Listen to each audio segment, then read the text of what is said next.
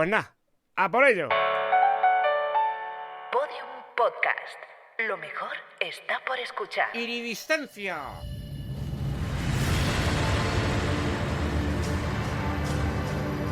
¡Hala! Venga.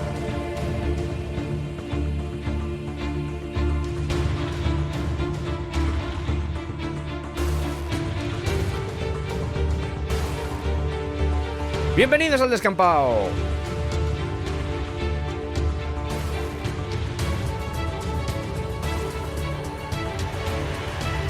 Estamos de regreso después de unos meses, diréis... Vacaciones largas, Sergio? Pues no he parado en todo el verano, además de la colaboración en El A Vivir, que son 2 días con Luz Deslancho, en la SER.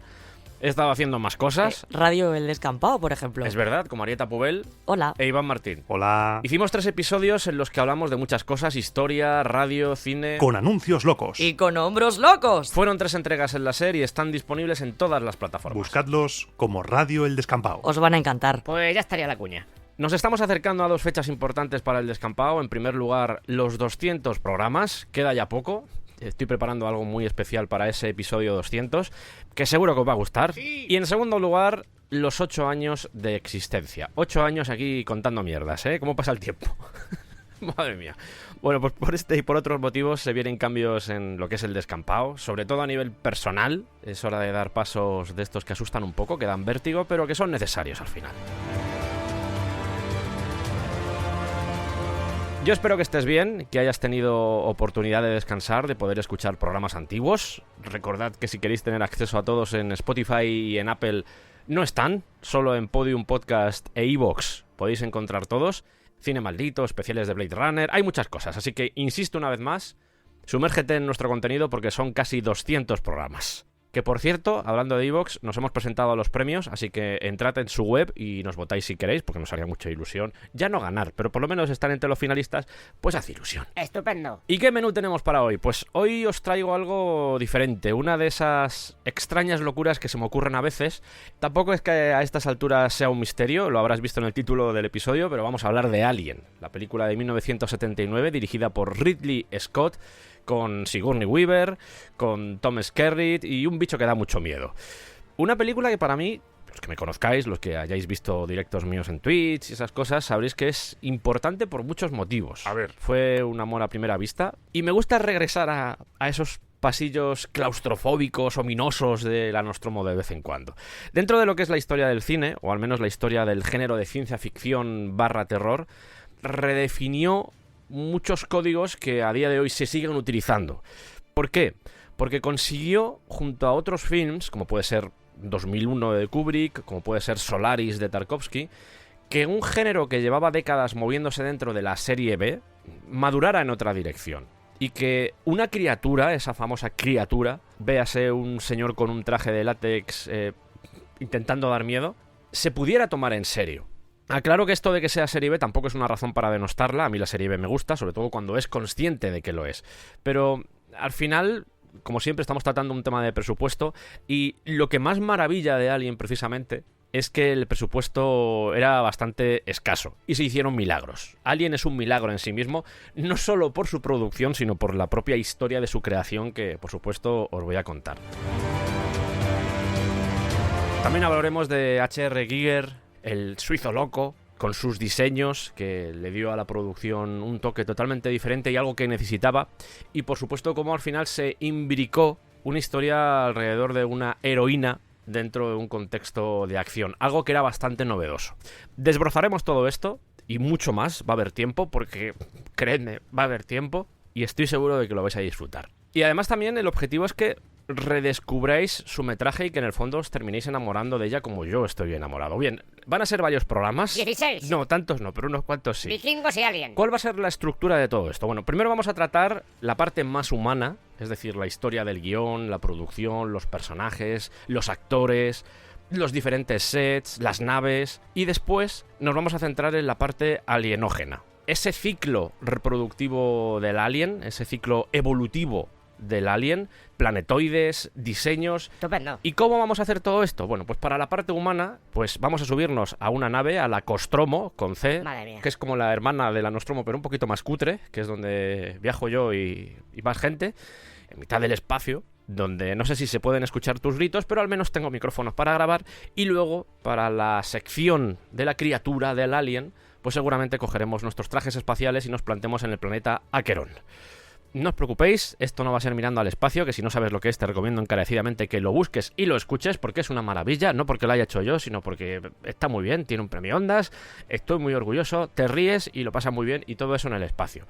Pero ya digo, no os preocupéis, no va a ser mirando al espacio, esto va a ser un poquito más serio, porque al final de lo que se trata es de contaros la historia de Alien, pero sí al menos pues le vamos a dar un poquito de una salsa especial y también un poquito espacial. Así que coge tu escafandra, ponte cómodo, que vamos a iniciar esta travesía más allá de las estrellas.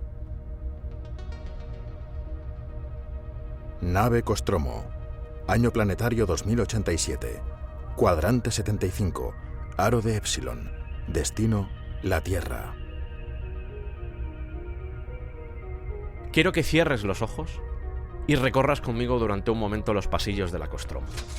Es una nave en la que el silencio se ve abrazado por el sonido de la maquinaria y el zumbido de los propulsores. Hay oscuridad en los pasadizos y el sistema de ventilación funciona al mínimo. Un olor parecido al amoníaco ácido pesa en el ambiente. Y bajo nuestros pies una reja metálica protege un río de cables y tuberías, como si de las venas de una bestia mitológica se tratara. Llegamos a una estancia luminosa. Nuestras pupilas tardan en adaptarse. Parecen cápsulas de hipersueño. De repente vislumbramos a un hombre que está despertando de su letargo. Bueno, en realidad soy yo, que estoy ya despierto y me estoy tomando unos Frontstins con leche de soja, mientras mis compañeros se despiertan. Si no te importa, voy a preguntar un momento a la inteligencia artificial de la nave por qué nos ha despertado. ¡Padre! Sistema de respuesta activado. Hola. Hola. ¿Por qué nos has despertado del hipersueño? Hemos recibido una señal desconocida. Ah, vale, pues nada. ¿Qué tal estás, por cierto? Pasando la tarde. Eso está bien. Pues nada, vamos a Me empezar. puede llamar Rigoberto. ¿Cómo? Que en vez de padre me puede llamar Rigoberto. Ah, Rigoberto. Sí. Vale, pues empezamos. Venga. Y vamos a ir a mayo de 1968 a Inglaterra, porque en una butaca de un cine de Londres tenemos sentado a un señor de 31 años, un británico, que está considerado como uno de los mejores directores de anuncios del momento. Su nombre es Ridley Scott y está a punto de presenciar una película de ciencia ficción dirigida por un director al que admira bastante, Stanley Kubrick. Nunca le ha interesado la ciencia ficción. Desde niño sus padres le habían dicho que era un tipo de entretenimiento banal, cutre, desopilante, sin mucho sentido. Desconfía bastante, y aunque confía en el buen hacer de su compañero, de su colega director, sus prejuicios están pesando sobre la experiencia. Cuando termina el film, cuando se escuchan los últimos acordes de la banda sonora, se da cuenta de que algo ha cambiado en él. Esa percepción que tenía de la ciencia ficción ha evolucionado, porque por primera vez ha asistido a una historia de ciencia ficción que de alguna forma se había hecho real. Esto no era la típica película de los años 50 en la que una chica corría delante de un monstruo con cabeza de cono. No. Aquí había realidad. Y esa va a ser una de las palabras clave de estos especiales. El hecho de hacer algo real, el hecho de hacer ciencia ficción real. Sin romper la magia de la ciencia ficción, pero sí ponerla delante del espectador y hacerle sentir que lo que está viendo en pantalla es posible. Tendrán que pasar muchos años para que Ridley Scott, tras esta experiencia, dirija su primera película. Pero este género que hasta entonces había denostado, gracias a Kubrick, cambió su percepción. Lo tenía claro. Se pueden narrar, se pueden contar historias de ciencia ficción en la pantalla, se pueden hacer cosas de calidad, serias y con un buen presupuesto.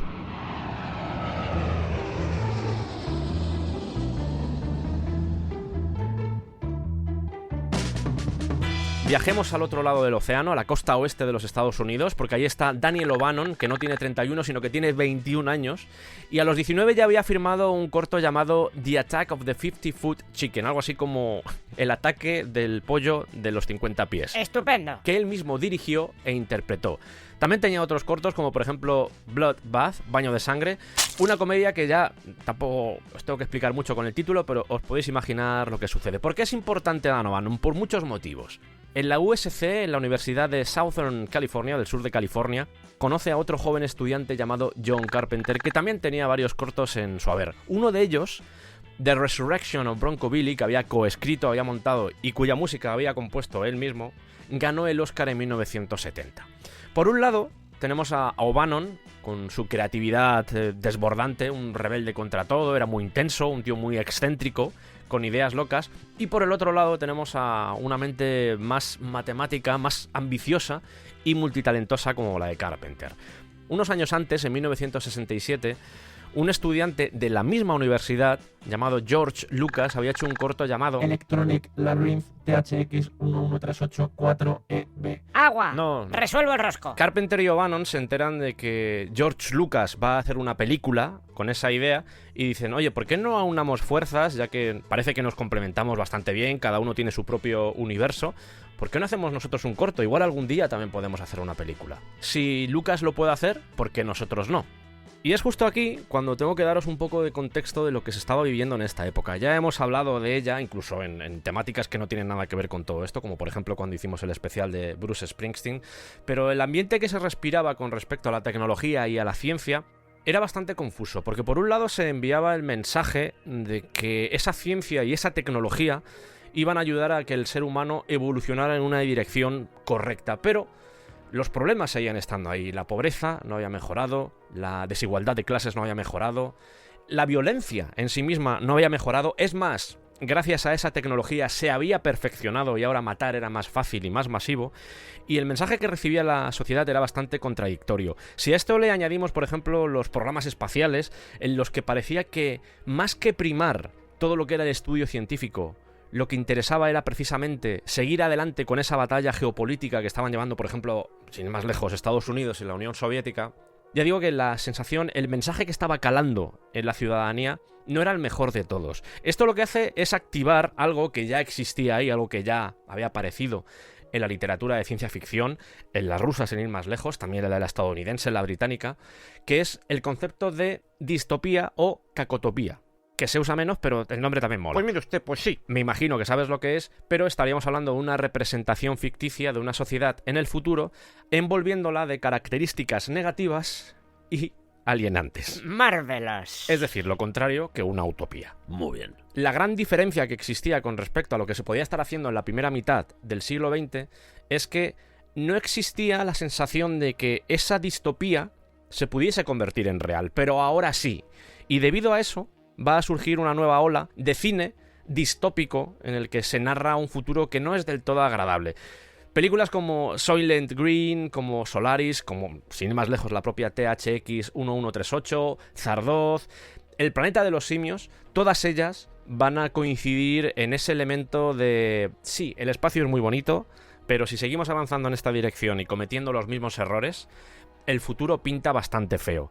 Y es en este contexto en el que Carpenter y O'Bannon comienzan a perfilar lo que va a ser su historia, lo que va a ser ese corto que van a realizar llamado The Electric Dutchman, el holandés eléctrico. Ellos también habían visto 2001, pero su pretensión no era hacer algo que se pareciese a 2001, todo lo contrario. Querían hacer el anti-2001. Sí, el film de Kubrick era profundo, había mucho mensaje, dejaba muchas incógnitas, te dejaba reflexionando. Ellos no querían hacer eso, no querían hacer algo tan serio, tan profundo. Preferían llevarlo por la sátira. Y con esa sátira van a realizar una serie de críticas que luego también vamos a presenciar en Alien, porque igual estáis pensando, joder, nos hemos ido muy atrás, sabemos que Dan O'Bannon estuvo metido en toda la producción de Alien, pero igual nos estamos yendo muy atrás. Seguidme, acompañadme en este viaje porque aquí todos los elementos son importantes. Sabéis que yo no cuento cosas así por contarlas, sino que si os estoy narrando esta historia es porque va a ser importante para el destino final. Se ruina. Comienzan a trabajar en este corto del 70 al 72, escriben ese guión para un corto de 16 milímetros que se va a llamar The Electric Dutchman, con un presupuesto inicial de $1.000, pero hay un momento donde se dan cuenta de que mejor, dado el nombre de la nave que va a aparecer en ese corto, pues es mejor que se llame Dark Star. O'Bannon será el codirector, co-guionista, director de efectos especiales, montador y también interpretará a uno de los miembros de la tripulación. John Carpenter, además de todos los cos que ya he dicho, codirector y co-guionista, también se encargará de la música y de la producción. Y empiezan a rodar una película que tiene lugar en una nave sin tener la nave. Fetén. Pero rápidamente contactan con un señor llamado Ron Cobb, un dibujante que estaba afincado en Los Ángeles, para que les hiciera los diseños de esa nave. Ron Cobb, quedaos con ese nombre porque va a ser uno de los elementos importantes durante la producción de Alien. Si es importante, lo apunto. A ver. Vale. Ron. Sí.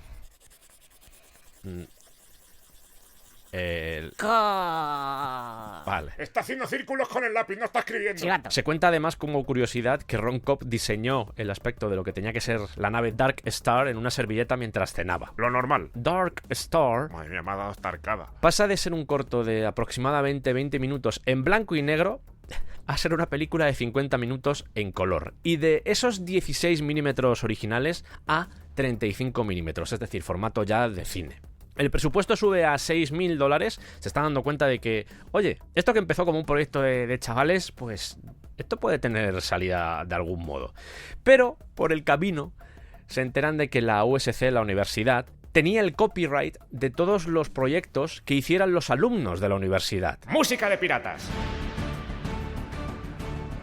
¿Qué implicaba esto? Que si ese proyecto, ese Dark Star, que ahora ya se estaba convirtiendo en una película más larga, una película de 50 minutos, pues recibía algún tipo de premio, recibía dinero, si alguna vez se exhibía en una sala, ellos no iban a ver ni un duro. Y dicen, ¿que no? Te digo yo a ti que sí.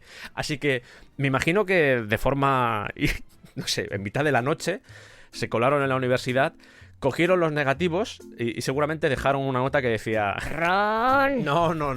A por una voy dos vengáis, si venís tres, no os caigáis. Eso sí, os preguntaréis, oye, ¿y la universidad no dijo nada? Bueno, llegaremos a eso después. La universidad en ese momento yo creo que dijo, aquí falta algo, pero no sabemos muy bien lo que falta. ¿Qué está sucediendo aquí?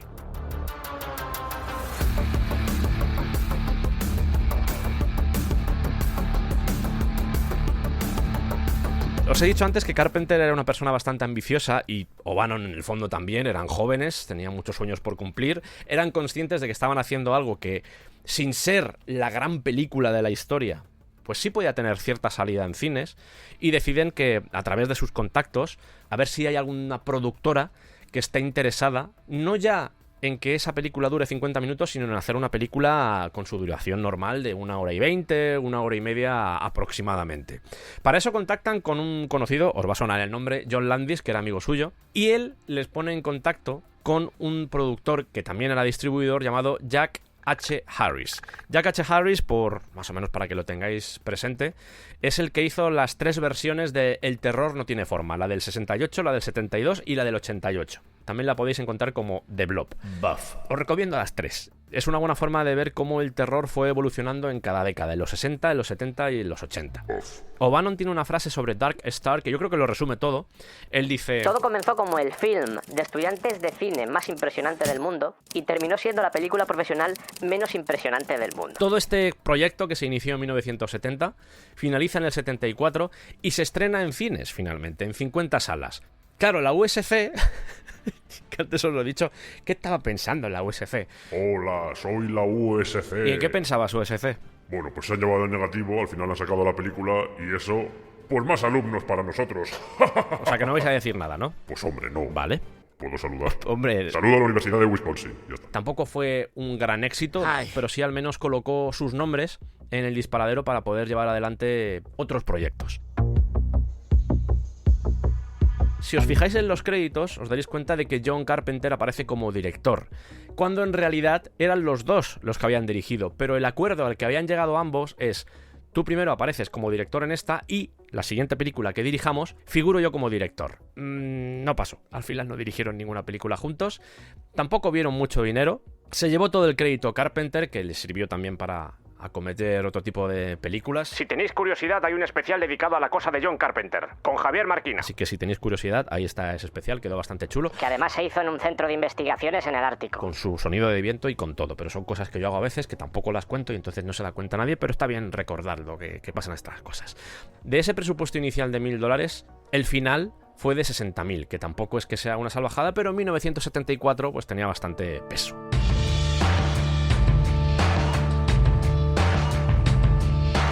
Ceci.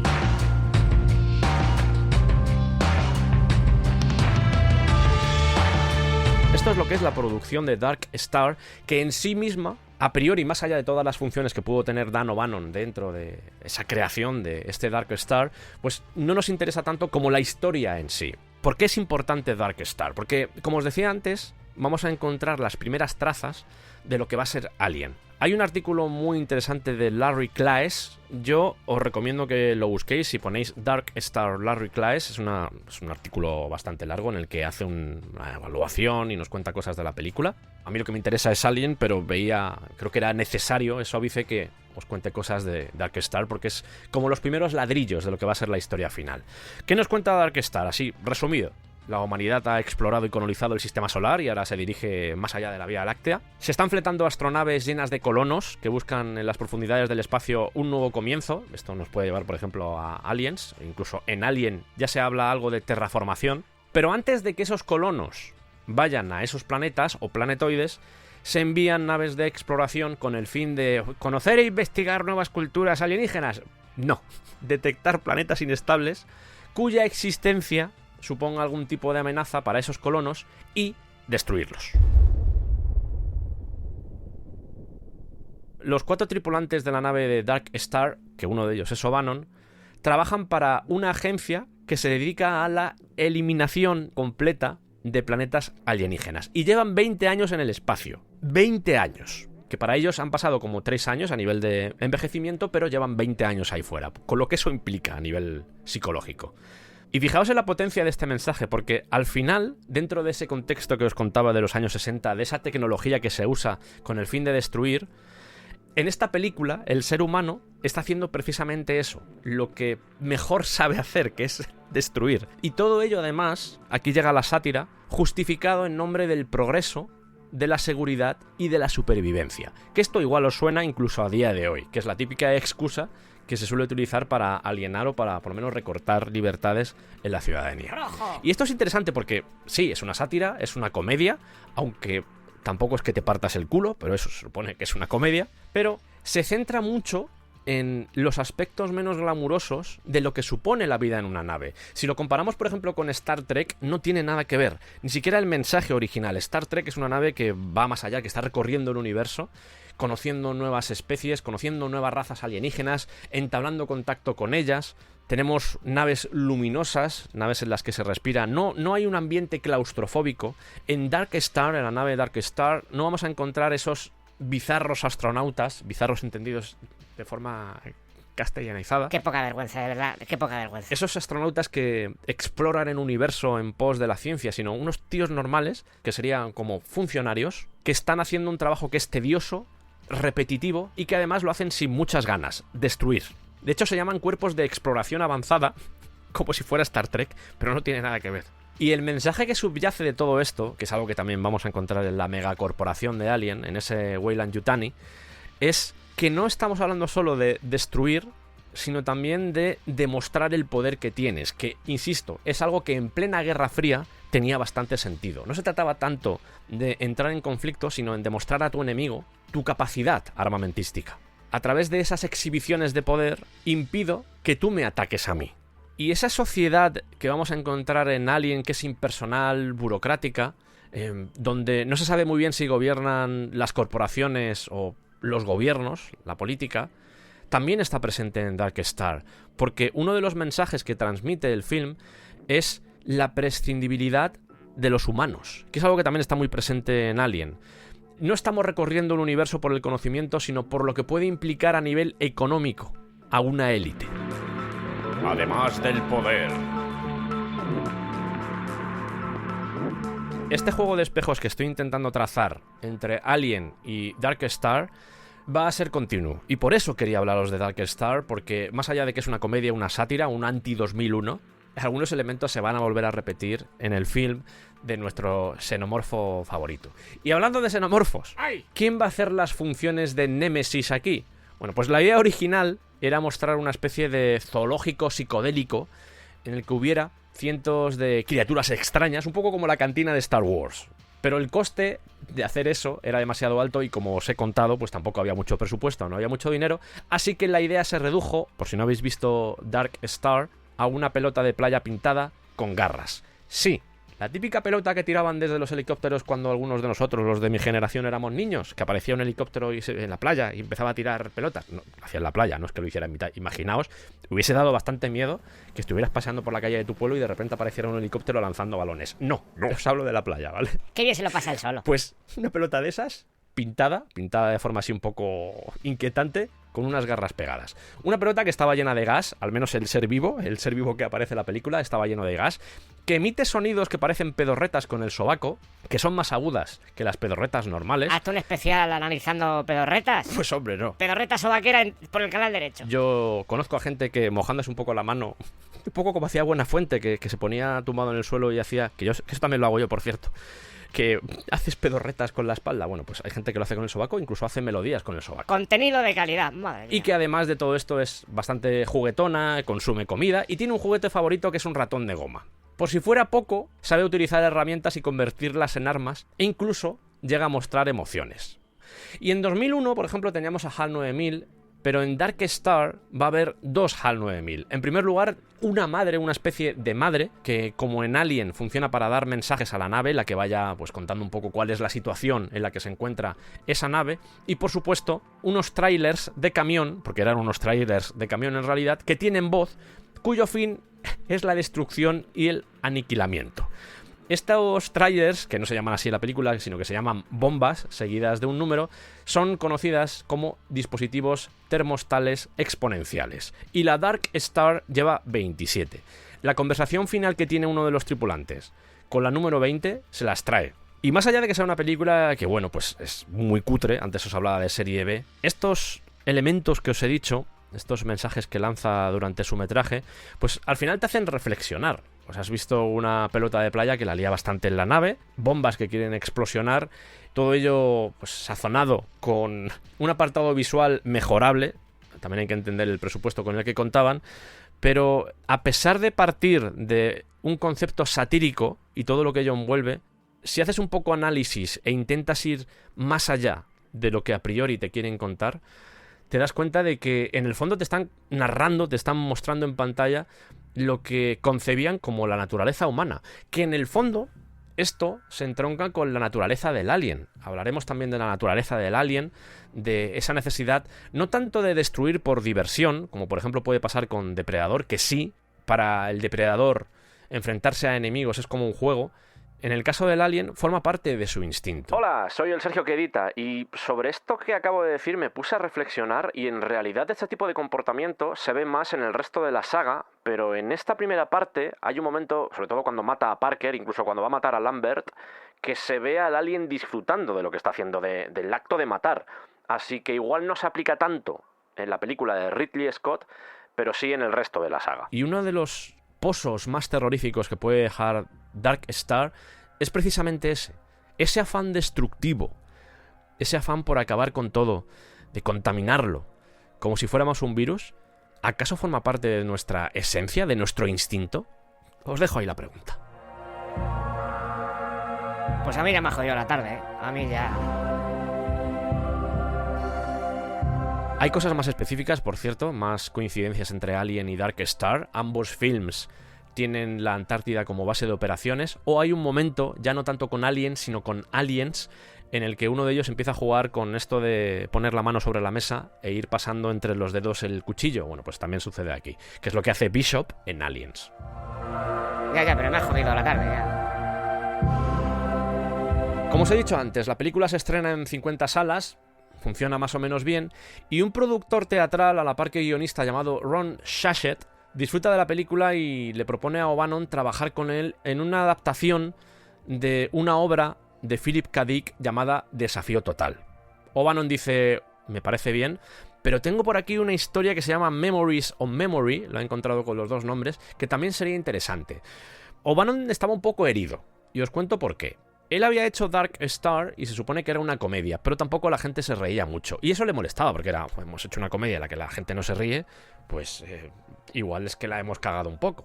También os digo que a veces el problema que tiene el film es precisamente que el tono de comedia está ahí, quiero decir, se percibe pero los gags o los momentos, quitando un par, no acaba de funcionar bien. Dices, hay incluso elementos de slapstick, pero no está como muy bien definido precisamente por ese choque de tonos. A veces es muy realista en el sentido de que llega incluso a la sordidez, y eso se enfrenta al mismo tiempo a una comedia que tampoco está muy desarrollada. O'Bannon tiene el corazón herido y dice, vale, hicimos Dark Star, que era el anti-2001, tampoco se reiría mucho la gente, voy a hacer una película que sea el anti-Dark Star, y en vez de humor va a dar miedo. Si no he podido hacer que os riáis, al menos a ver si puedo conseguir que os asustéis.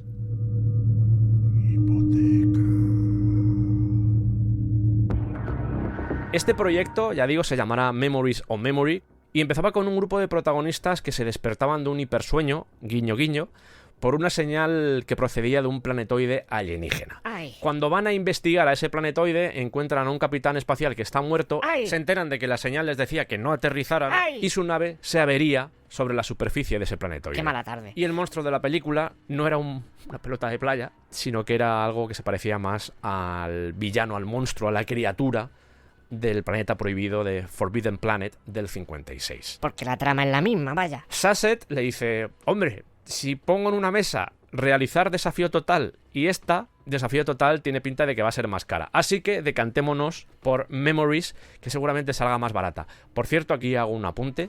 Sabéis que existe el Desafío Total de Verhoeven y luego se hizo un remake de Desafío Total. Bueno, pues en realidad el remake de Desafío Total se parece más a la historia de Philip K. Dick que la que hizo Choache. Es recomendable. Bien, tenemos Memories, pero O'Bannon, que era un tío bastante inquieto, pues seguía escribiendo guiones junto a Sasset porque, bueno, pues se entendían bastante bien. Así que además de Memories, van a intentar mover otro guión que se llama Daybite. También de alienígenas, estaban muy centrados en el tema de la ciencia ficción, pero por lo menos en diferentes productoras donde lo movieron no había demasiado interés. Bueno, pues como nadie quiere comprarlo, centrémonos en Memories y a ver qué sale de aquí. Es en ese momento, en 1974-1975, la fecha no he podido encontrarla, la fecha exacta, pero es en ese momento cuando Alejandro Jodorowsky contacta con Dan O'Bannon porque le había gustado mucho Dark Star. ¿En qué estaba metido en ese momento Alejandro Jodorowsky? En Dune. Esto os lo contamos ya en aquellas películas que no se hicieron. Son 2 programas que realizamos junto a Santiago Negro y una de ellas era el Dune de Jodorowsky. Y Jodorowsky le dice a O'Bannon, ¿por qué no quedamos y hablamos un poco de un proyecto que tengo entre manos? Y O'Bannon dice, vale, estupendo. Y se cuenta que hubo una reunión súper drogada con David Carradine, Jodorowsky y O'Bannon. Pero bueno, esa historia creo que ya os la contamos en aquel especial. De ese encuentro, Jodorowsky le pide que trabaje en ese megaproyecto que va a ser Dune como director de efectos especiales, que ya hay que tener confianza, ¿eh? Yo creo que Jodorowsky lo que vio en Dark Star es, esta gente ha hecho esto con nada de dinero, si a este tío yo le doy dinero, me hace la de Dios. Memories, Daybite, esas historias pueden estar ahí. Sasset, espérame, que volveré un día de estos. De momento me voy a ir a Europa porque allí va a tener lugar la producción. Justo en ese momento, seguramente por darle un poco más de épica, antes de coger el vuelo que le llevaría a París, recibe la llamada de Gary Kurtz.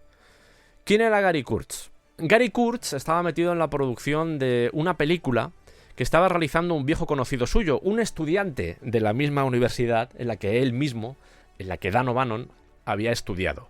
Su nombre era George Lucas y la película era Star Wars. Y le dice... Oye, nos gustaría contar contigo para el tema de efectos especiales y... Y Dan O'Bannon contestó, ¿podéis ofrecerme más de lo que me ofrecen en Dune? No, no creo. Pues entonces me tengo que ir con Dune. Pues vaya. Ya digo, va a París, está 6 meses en París y como podéis deducir, porque si no, no estaría en aquel especial de películas que nos hicieron, el proyecto se va al garete. Pues que se joda. Lo bueno es que allí conoce a varios artistas que van a ser importantes en la producción de Alien. Véase Chris Foss, H.R. Giger y Jean Giraud, alias Moebius. Yendo por orden, Foss, por ejemplo, se dedicaba a hacer cubiertas de libros de ciencia ficción. Podéis mirar su trabajo, Chris Foss con doble S, es una maravilla. Tanto Ron Cobb como Chris Foss, bueno, como Giger y el propio Moebius, cada cual mejor. O sea, estamos hablando de gente que artísticamente era muy potente, cada uno en su mundo, pero muy potente, con estilos muy definidos y muy separados entre ellos, que yo creo que es lo mágico. Jodorowsky había acertado a la hora de reclutar a su equipo, pero el proyecto no salió. Vaya. Aún así, juntar a gente de esta categoría, tela. O'Bannon había visto portadas diseñadas por Foss y le encantaba. Había visto también parte de la obra de Giger y lo encontraba como muy perturbador, porque aunaba el terror más torvo, más ominoso, con la belleza. Entonces, en su cabeza se producía una colisión que no acababa de entender. Y, por supuesto, Moebius, uno de los portentos visuales y creativos del siglo XX, que trabajaría, por supuesto, con Jodorowsky en el mundo del cómic, pero que venía, por ejemplo, de haber hecho cosas como Blueberry. Que, por cierto, es durante el proyecto de Dune cuando crea junto a Dan O'Bannon el cómic El Largo Mañana. Estos 3 nombres, sumado a Ron Cobb, que ya digo, se va a encargar de temas de diseños, van a ser 4 creadores que, en el fondo, se van a adelantar a su tiempo. Pues mejor para ellos. El proyecto de Dune se va a la porra, colapsa. ¡Ay! Y O'Bannon vuelve a Los Ángeles para vivir con Shachette y ahí es cuando se ponen a trabajar de nuevo en el guión de Memories o Memory y Daybite.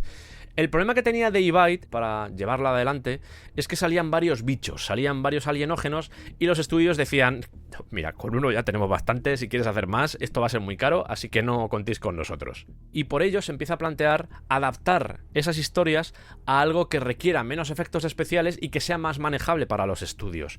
Esto que os acabo de decir es interesante porque es una forma de pensar muy de guionista. A veces, cuando un guionista también es el que se encarga de recabar todo el dinero que va a ser necesario para una producción, puede pecar de esto. De decir, voy a abaratar costes para que sea más sencillo que la producción vaya hacia adelante. Pero eso precisamente va a ser algo que no van a hacer los siguientes protagonistas de nuestra historia, que se van a encargar del guión, que todavía no voy a mencionar sus nombres, pero planto aquí la semilla para después recuperarla y que sepáis de lo que estoy hablando. Shachette le dice, oye, ¿por qué no combinamos una idea que se me ha ocurrido con todo esto de Memories y Daybite? Vamos a ir un momento a la Segunda Guerra Mundial.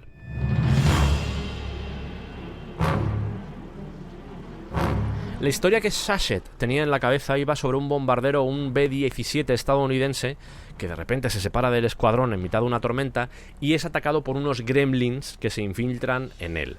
Un gremlin, no os penséis que es la película de los 80, no tiene que ver con eso, sino que un gremlin era vamos a decir, una criatura que pertenecía al folclore, una criatura que era maligna, que se creó para dar sentido a cuando un avión, por ejemplo, tenía algún tipo de avería. Si de repente te fallaba un motor, pues o no te salían las ruedas, era porque los gremlins habían hecho maldades en tu avión. Luego ya fue Roald Dahl, que hace poco estuvo de moda por temas un poco funestos. Fue Roald Dahl, el autor, el que le daría trascendencia fuera de esa Royal Air Force de la RAF con su novela de Gremlins. Además, curiosamente, Dahl había viajado en esos aviones de la RAF y es más, tuvo un accidente con uno de ellos por falta de combustible. Así que lo de los gremlins lo conocía de buena mano. ¿Por qué no usar este concepto de intrusos en un avión, de esos gremlins, en una nave? Hay una película de 1958 que se llama It, Terror from Beyond Space, donde hay un concepto muy parecido, de hecho casi los denuncian, en la que un extraterrestre, es decir, un tío con traje de goma, pues se cuela en la nave cuando aterrizan en un planeta. Como concepto está bien, tampoco es algo novedoso. El concepto de persona que entra en una nave, pues lo podemos encontrar incluso en la historia de Troya o de Veyes, sin ir más lejos. Pero al menos aquí, poco a poco, a través del relato que se narraba en Memories, en Daybite y en esta historia del bombardero, van dando forma a lo que va a ser el guión de Alien. A la nave... Pero... bueno. ¿Hay alguien despierto? Hola. Bueno, pues nada. A la nave le ponen de nombre Snark. Aquí todavía no se llamaba Nostromo. Le ponen Snark seguramente por el poema de Lewis Carroll que se llama La caza del Snark. Un Snark, al menos en ese poema, es una especie de animal compuesto de muchos animales, una criatura extraña. Y deciden que en la nave van a viajar 6 astronautas que son despertados de su hipersueño, esto ya lo hemos dicho antes, porque su radio ha interceptado una transmisión de origen desconocido. Para la criatura piensan en algo parecido a lo que tenían en Daybite, que era de tipo insectoide. Y de repente, cuando la palabra insectoide sale a la palestra, O'Bannon se acuerda de Giger. Como un flashazo. Esas imágenes perturbadoras que seguramente atormentaron sus sueños durante varias noches. A mí lo que me da miedo es Giger, que mira raro, tiene así la mirada muy profunda, una cosa, te está escrutando todo el rato. Ya. ¡No me escrutes! Cuando estos 6 astronautas llegan a este planeta, desde el que se emite esta transmisión extraña, hallan un bajel espacial, que es el que está enviando señales, y dentro encuentran el esqueleto del piloto. Cogen el cráneo, se lo llevan a la nave, pero contiene un microbio que acaba convirtiéndose en una criatura. Me interesa mucho que vayáis viendo, al igual que sucede a veces con los programas musicales, que sabéis que os cuento pues el origen de las canciones, cómo surgen las ideas, me pataba mucho hacer lo mismo con esto. Que seáis conscientes y a la vez partícipes de cómo una historia, de cómo una idea se va construyendo en algo más grande. Y me parece muy mágico que, sobre todo los que tengáis Alien muy presente, los que la hayáis visto muchas veces, que podáis ir comparando entre lo que yo os voy contando y lo que después se vio en la pantalla. Por eso precisamente estoy destinando bastante tiempo a todo este momento de creación de la historia de Alien, porque me parece interesantísimo cómo los diferentes resortes del terror se van construyendo y cómo esos diferentes elementos que al final constituyen la obra final van surgiendo de las formas más insospechadas. Es aquí cuando ya empiezan a pedirle diseños a Ron Cobb, por lo menos para la nave, incluso para la criatura en sí. Creo que lo tenían más a mano que Giger, en este momento todavía no habían contactado con Giger, tardarían en hacerlo, pero aquí seguramente estamos hablando del año 76, al menos echando cálculos, yo deduzco que estamos hablando del año 76. Ron Cobb se convertiría en uno de los elementos importantes de este inicio de proyecto de Alien, que insisto, todavía ni siquiera se llamaba Alien. Los pilares estaban ahí, pero todavía no era Alien. Y a O'Bannon no terminaba de convencerle la forma en la que la criatura subía a la nave. Lo de un microbio que acaba convirtiéndose después en un monstruo sonaba un poco a película de los años 50. Él quería dar miedo, y eso no daba miedo. Así que se le ocurre que esas criaturas tengan dos sexos, pero que necesiten de un tercer huésped para poder reproducirse. Ese planeta al que llegan estos 6 tripulantes estaba destruido, sin vida. Y en ese planeta no podían reproducirse, no había forma, porque no había huéspedes. Esas esporas, esos microbios, estaban dormidos dentro de una pirámide en la que podían aguantar dormidas durante mucho tiempo. Ese era el concepto. Vale, esas esporas están ahí dentro. Y una noche, mientras duerme, a Sachet se le ocurre algo. Queremos que el alienógeno entre en la nave de alguna forma, pero no queremos que lo haga en forma de microbio. ¿Por qué no hacemos algo parecido a una violación oral xenobiótica? Esas son palabras literales de Sachet. Le dice: Dan, tengo una idea. En mitad de la noche, me imagino despertándole. Despierta, Dan. ¿Qué quieres? Ay, Dios mío, estaba soñando con Geiger. Dios mío, es que tiene una mirada muy profunda, Geiger. Mira raro. Se dice Giger. Tengo una idea. Dime. ¿Y por qué? ¿Cómo puedo decir esto yo sin que suene heavy? Ya digo, son palabras literales de Sachet. Que sí. Dan, tengo una idea. Sí, ya lo has dicho antes, sí, dime. ¿Y por qué no hacemos que uno de los alienógenos se folle a uno de los tripulantes? O sea, que salte a la cara y le implante dentro la semilla. Y claro, Dan flipa, dice: ¡hostia, es un ideón! ¡Es un ideón! Con esto ya tenemos toda la película. Con esto ya tenemos toda. Igual te está viniendo muy arriba, Dan. También es verdad. Analizaremos este componente erótico.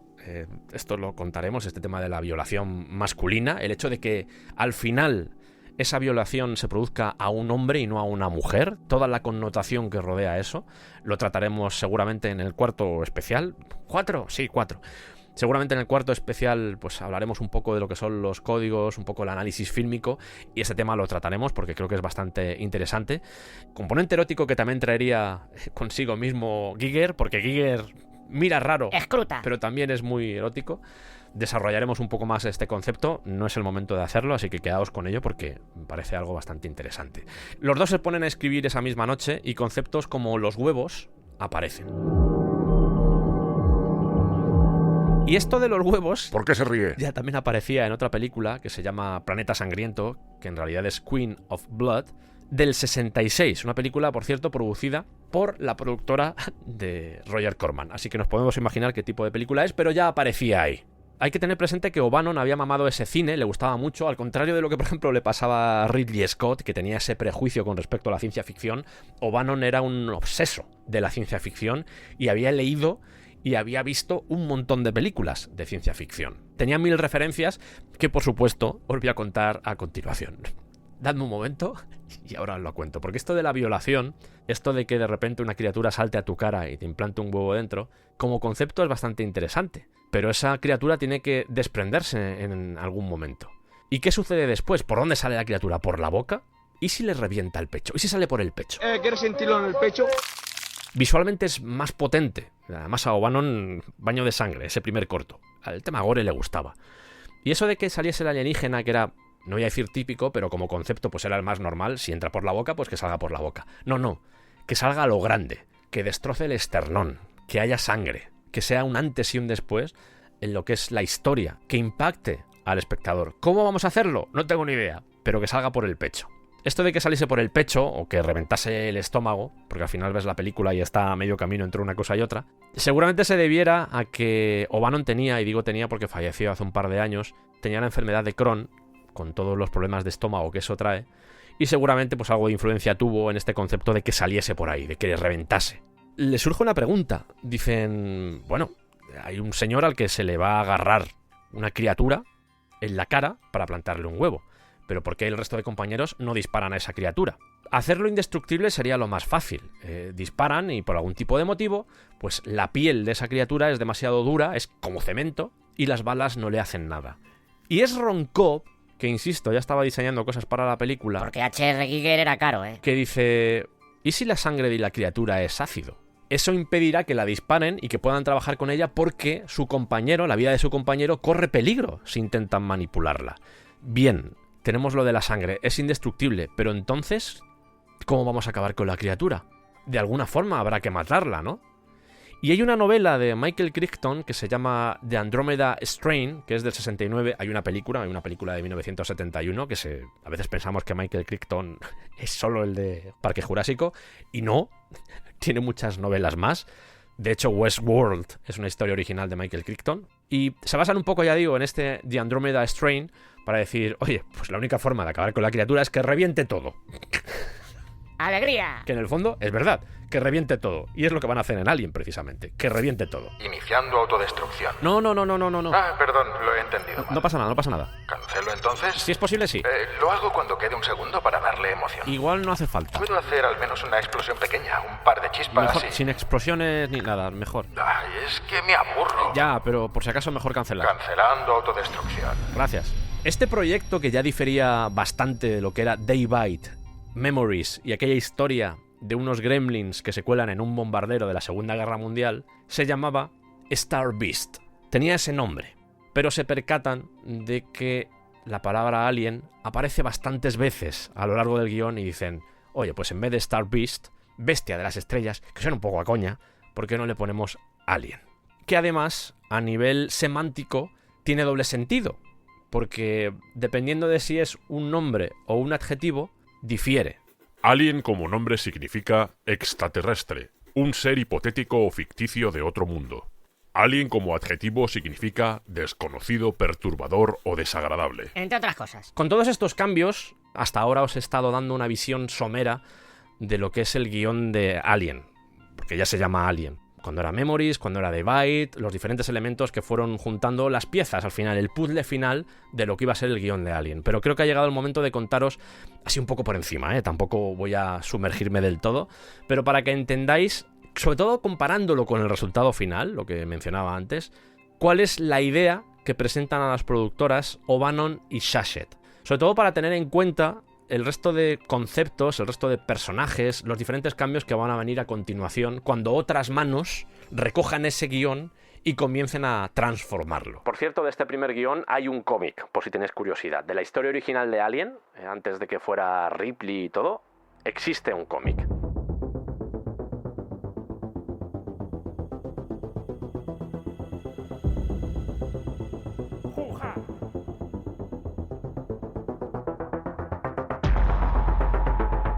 Alien, el guión original.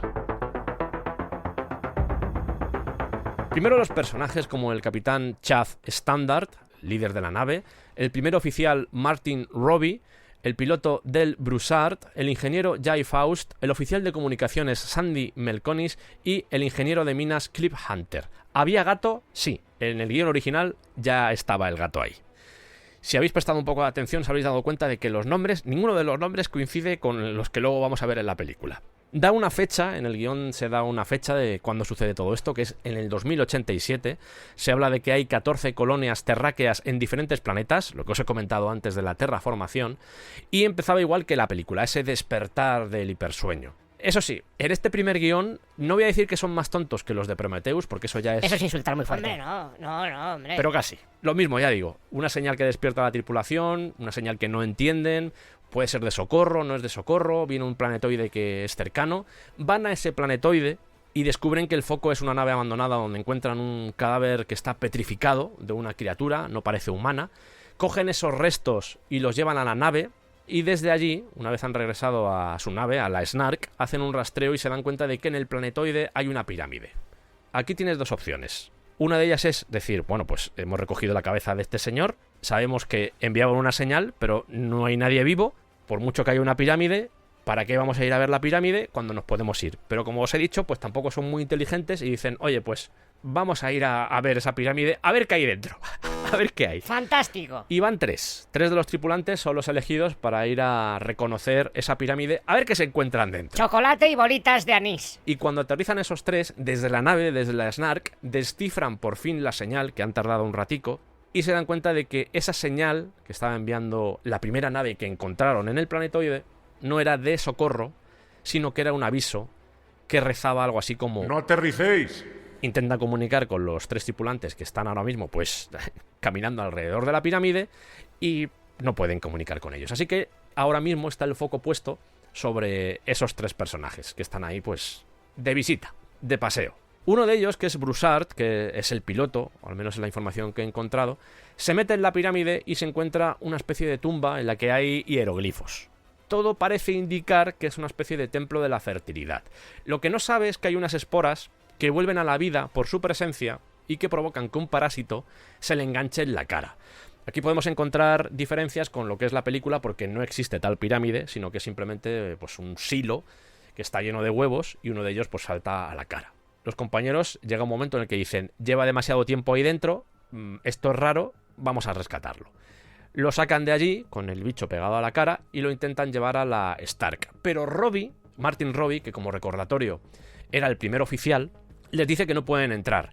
Y este papel de el peligro viene desde fuera, yo tengo una serie de códigos que tengo que cumplir, una serie de órdenes que no puedo saltarme a la torera por mucho que el capitán me lo diga, es la función que después va a realizar Sigourney Weaver en la película, porque es la que también se va a negar a que cuando llegan los tres tripulantes del planetoide con el alien enganchado a la cara de John Hurt, es la que dirá, no podéis pasar. Aquí esa función la cumple Martin Robbie y más funciones, de hecho, que luego va a tener Ripley, las va a cumplir Martin Robbie. Al final obedece, como podemos suponer, y los tres viajeros, los tres aventureros que se han dado un paseo por aquella pirámide, entran en la nave. Aquí viene toda la parte de examinar qué es la criatura que tiene en la cara. Se dan cuenta de que ha conseguido meter un tubo a través de la garganta de Broussard y que está depositando algo extraño dentro de él, que todavía no saben lo que es. Descubren también que la sangre de este parásito pues es ácida y es muy corrosiva, que puede incluso disolver el metal. No podemos matarlo, no podemos hacer nada, que es igual que en la película. Y al final, esa criatura que tiene pegada la cara, pues se libera, se queda como una especie de masa de plástico y dicen, pues a la mierda, lo tiramos fuera de la nave y ya está, y no pasa nada. ¿Estás bien, Broussard? Y Broussard dice... Estoy estupendo. He pasado una mala tarde, he tenido algo ahí en la garganta, pero bueno, no pasa nada, por lo demás bien. Y antes de meterse de nuevo en el hipersueño, vamos a estar en animación suspendida durante mucho tiempo. Bueno, pues nos damos una cenica así interesante con eso y Broussard comienza a convulsionar. Y una criatura alienígena brota de su pecho y escapa ante la mirada atónita de la tripulación. ¿Veis las similitudes, no? Para que veáis más o menos lo que podía haber dentro de la cabeza de O'Bannon y de Sasset, el propio Standard, el capitán, describe la criatura como un gusano con patas y tentáculos. H.R. Giger. El gusano loco. Después llega una serie de funestas aventuras, un toma y daca, una persecución del alien. Uno de ellos tiene que arrastrarse por los conductos del aire con un lanzallamas, a otro le arranca la cabeza y se escapa con su cuerpo. Otro personaje es aplastado en una esclusa de aire. Eso provoca una avería con el oxígeno y se inicia una cuenta atrás en la que pues pueden morir todos, ya no solo por la criatura, sino también por la ausencia de oxígeno. Otro muere quemado, la criatura se come a otro. Lo que viene a ser un jueves de mierda, pues eso sucede dentro de la nave Snark. otro es tejido con un capullo, pasan muchas cosas, ¿vale? Un jueves de mierda, haceos a la idea. Y al final solo queda un personaje vivo, que es Martin Robbie, que está solo en la nave con la criatura y a 6 horas de que se acabe el oxígeno. El plan original era llenar de explosivos la nave de salvamento, meter ahí al alien y decir, venga, hasta luego, tenga usted un buen viaje. Pero el plan cambia, porque ya no queda nadie en la nave. le pirimidi del pleniti. El propio Martin Robbie es el que se tiene que meter en esa nave de salvamento y destruir la Snark con el alien dentro. Esa es la idea. Y eso hace. Pero se da cuenta de que el alien se ha colado dentro de esa nave de salvamento. Y es aquí cuando Robbie se pone el traje espacial, dispara a la criatura con un arpón y lo lanza al espacio antes de incinerarlo con los motores de la nave, que es lo que vemos en la película. Hay un plot twist final, que es que la criatura ya ha muerto, la criatura ya ha desaparecido, Robbie se mete en su cápsula del sueño para regresar a la Tierra, y la película terminaba con una espora pegada debajo de la nave. Espora riéndose con maldad.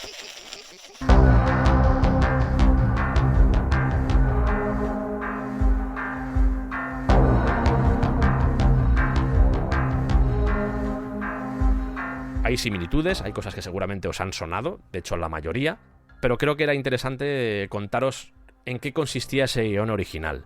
Sobre esto quiero decir una cosa porque en algunos puntos he encontrado documentación de que Ridley Scott, y hablaremos de esto cuando llega Ridley Scott al proyecto, que todavía no está aquí todavía están intentando vender el guión, pero cuando Ridley Scott llega es el que añade esta escena final en la que el alien se cuela dentro de la nave. Yo no me he leído todo el guión, al menos no me lo he leído profundamente, sí me he leído cosas del guión, de este guión, porque lo podéis encontrar en las redes, el guión de O'Bannon y de Shachet, el guión original de Alien, es fácil de encontrar, está disponible, he hecho un poco lectura rápida, pero esa escena ya está en el guión original. No sé si es que O'Bannon en esa versión que yo he leído lo introdujo a posteriori, lo desconozco, pero al menos esto que os he narrado es lo que aparece en ese guión.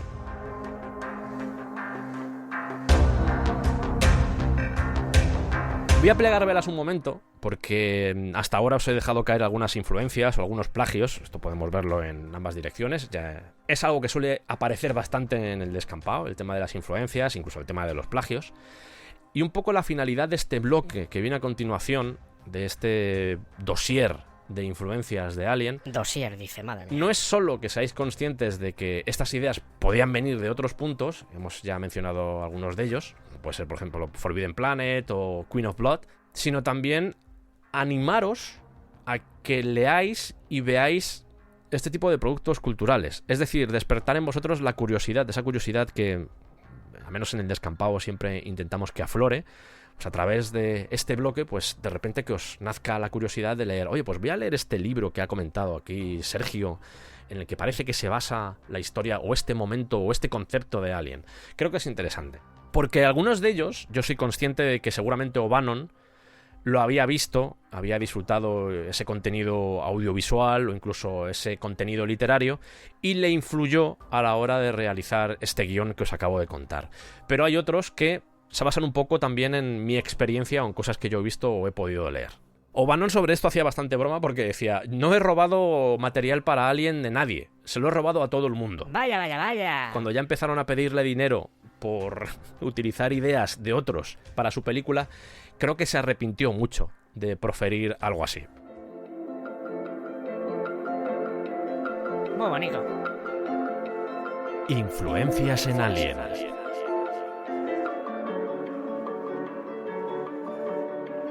Vamos a empezar por 1951, voy a intentar ir más o menos por orden cronológico, más o menos, lo que se pueda. Y la primera película, además de las que ya os he comentado antes, sería una vieja conocida de este programa que es The Thing from Another World, de Howard Hawks. Año 1951.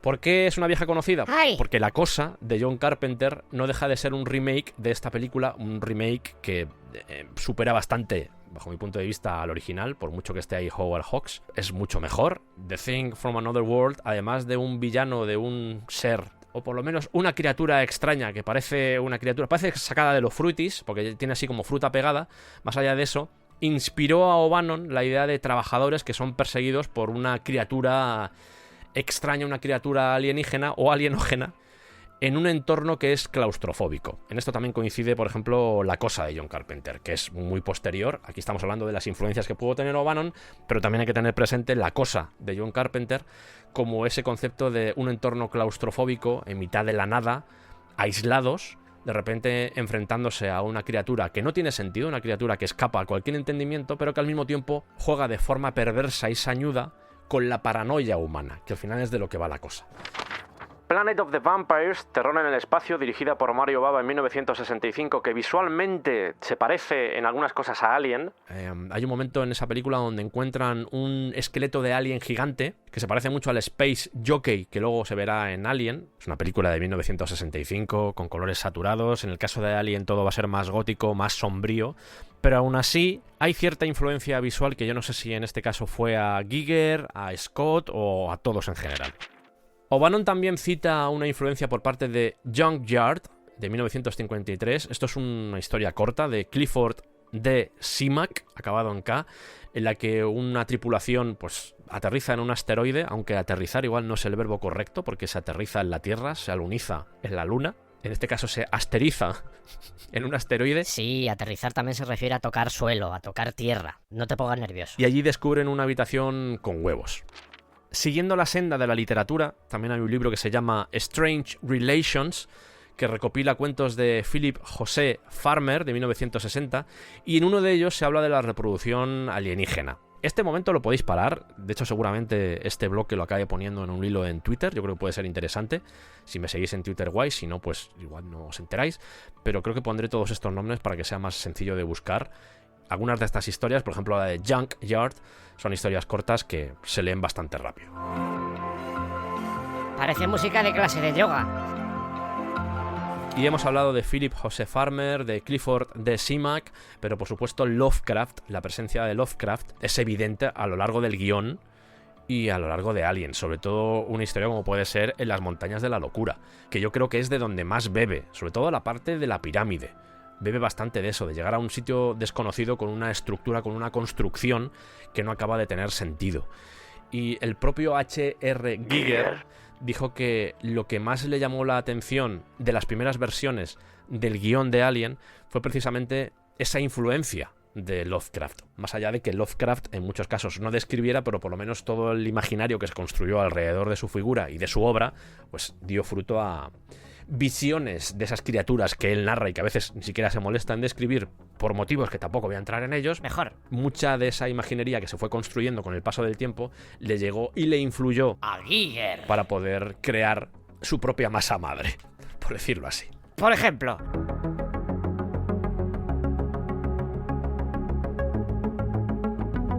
Hasta ahora hemos hablado de películas, hasta ahora hemos hablado de libros, de historias, de novelas cortas, en las que se cuentan cosas que pueden recordarnos a alguien. Pero en un caso específico se encontraron ante una denuncia por plagio. Os estoy hablando de A.E. Van Vogt y el viaje del Beagle espacial de 1950, lo que hace es recopilar historias de Van Vogt.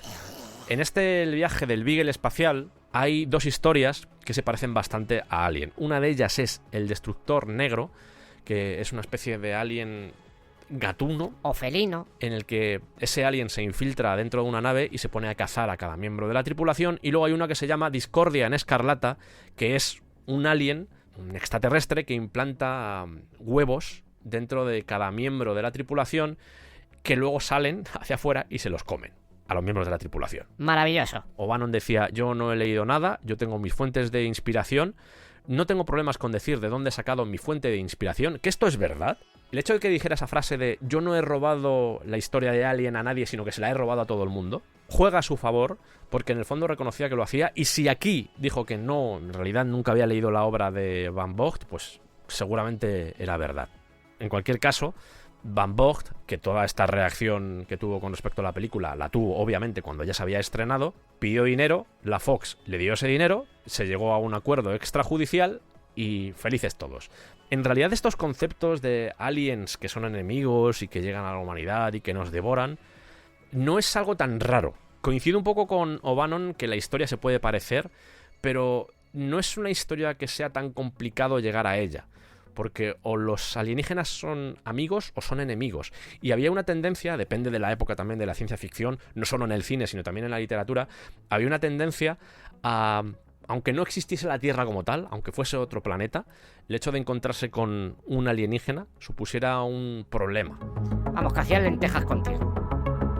También, yo creo que conociendo el éxito de la película, le denunció otro autor que se llamaba Jack Hammer, porque decía que había plagiado un guión suyo que se llamaba Black Space, que él mismo había escrito, pero Bannon probó que él había escrito antes Alien y pues, se quedó un poco en agua de borrajas esa denuncia. Yo este concepto de criaturas que devoran seres humanos, que los persiguen, que les implantan huevos, este tipo de historias eran bastante comunes en obras de pulp y también en el mundo del cómic. Yo tengo presente, por ejemplo, en EC Comics, en los cómics que sacaba la editorial EC Comics, este tipo de cosas estaban bastante presentes. Incluso en Creepy y en otras publicaciones que trataban ese tipo de temas, así de ciencia ficción. La mayoría de esas historias, y esto es una cosa que me hace bastante gracia, el propio Alan Moore, una de sus primeras obras, eran este tipo de publicaciones también, en las que había historias de ciencia ficción que siempre acababan bastante mal. Las publicaba en la revista 2000 AD. Creo que se recopiló todo en una obra que se llama Future Shocks. O sea, no es que sean calcetines del futuro, sino shocks del futuro. Todas estas historias acababan mal. Siempre te dejaban una sensación agridulce y desesperanzada. Y yo creo que es algo que está ahí. Y tampoco creo que Dan O'Bannon seguramente lo leyó cuando era niño. Incluso esas historias del Weird Fantasy o del Weird Science, seguramente leyó muchas de esas historias. Y al final te impregna. Aunque no sepas de dónde ha venido, al final ese tipo de cosas te impregnan y están ahí. Esa desesperanza, que al final es también la que se cuenta en Alien, en ese primer guión, con esa espora que está debajo de la nave. Ese es el típico final que podías encontrar en cómics de la EC, por poneros un ejemplo. El Sergio que está editando se ha dado cuenta de que se le olvidó citar un cómic argentino con guión de Héctor Germán Oesterheld y dibujado por Alberto Brecha, llamado Sherlock Time, que en realidad era una serie de ciencia ficción, estoy hablando de finales de los años 50, en la que hay una historia que se llama Tres Ojos, que se parece bastante a lo que después podemos ver en Alien. Eso sí, en la Antártida. ¡Gracias! Y ahora la pedrea final de influencias. Pero, ¿y esta música de repente? Madre mía. Bueno. ¡A mover esas nalgas! Pero, bueno, hay un episodio del Doctor Who de 1975 que se llama The Ark in Space, que hay un insectoide, una criatura, es una especie de reina alien con forma de insecto, que va poniendo larvas dentro de los humanos. Y luego, por supuesto, influencias que también veo bastante presentes, con las que seguramente vais a coincidir, porque todas son muy conocidas, que es 10 negritos de Agatha Christie, va muriendo uno a uno, Tiburón del 75, el alien sale muy poco en esta película, creo que en total seguramente salga 5 minutos, y es algo que también había explorado Steven Spielberg en Tiburón, seguramente por motivos similares. Uno de los temores que tenía Spielberg a la hora de mostrar el tiburón es que no pareciese de verdad, y Ridley Scott va a pasar por el mismo miedo. Y ese miedo a mostrarlo es lo que hace que la criatura, tanto en Tiburón como en Alien, se sugiera continuamente. La presencia es continua, es omnipresente aunque no veamos a esa criatura. Hablaremos de estos conceptos también en ese cuarto programa, cuando abramos aquí la conversación y hagamos un debate de lo que implica Alien a estos niveles, ¿vale? Pero os voy dejando pinceladas para que sepáis lo que podéis encontrar en ese cuarto episodio, que igual es el noveno. No, 9 episodios de Alien, lo veo demasiado, pero bueno. También está el tema del enemigo indestructible, por ejemplo, Halloween, Michael Myers, y luego ya en la propia apariencia de la criatura, a mí me recuerda mucho a la criatura del Lago Negro. Lago Negro, Lago Blanco, The Creature from the Black Lagoon, ya digo, de 1954. ¿Se te ocurren más influencias? ¿Una historia que leíste cuando eras niño en tal cómic? Influencias anteriores, por supuesto, a la producción de la película, porque yo puedo pensar ahora, si hablamos de figuras insectoides, me acuerdo, por ejemplo, de la Patrulla X o de los Nuevos Mutantes con el Nido. Hay unas criaturas que se llaman el Nido, que recuerdan bastante a Alien, pero os hablo de influencias anteriores a Alien. Una historia de ciencia ficción que no haya mencionado, una película que no haya mencionado, me lo dejáis en comentarios y me encantará leerlo porque me interesa bastante. Porque igual no lo conozco, no lo he leído, y a mí soy un tío curioso y esas cosas me interesan. 1, 2, 3, 4. Mueven las nalgas, mueven las nalgas. Vaya.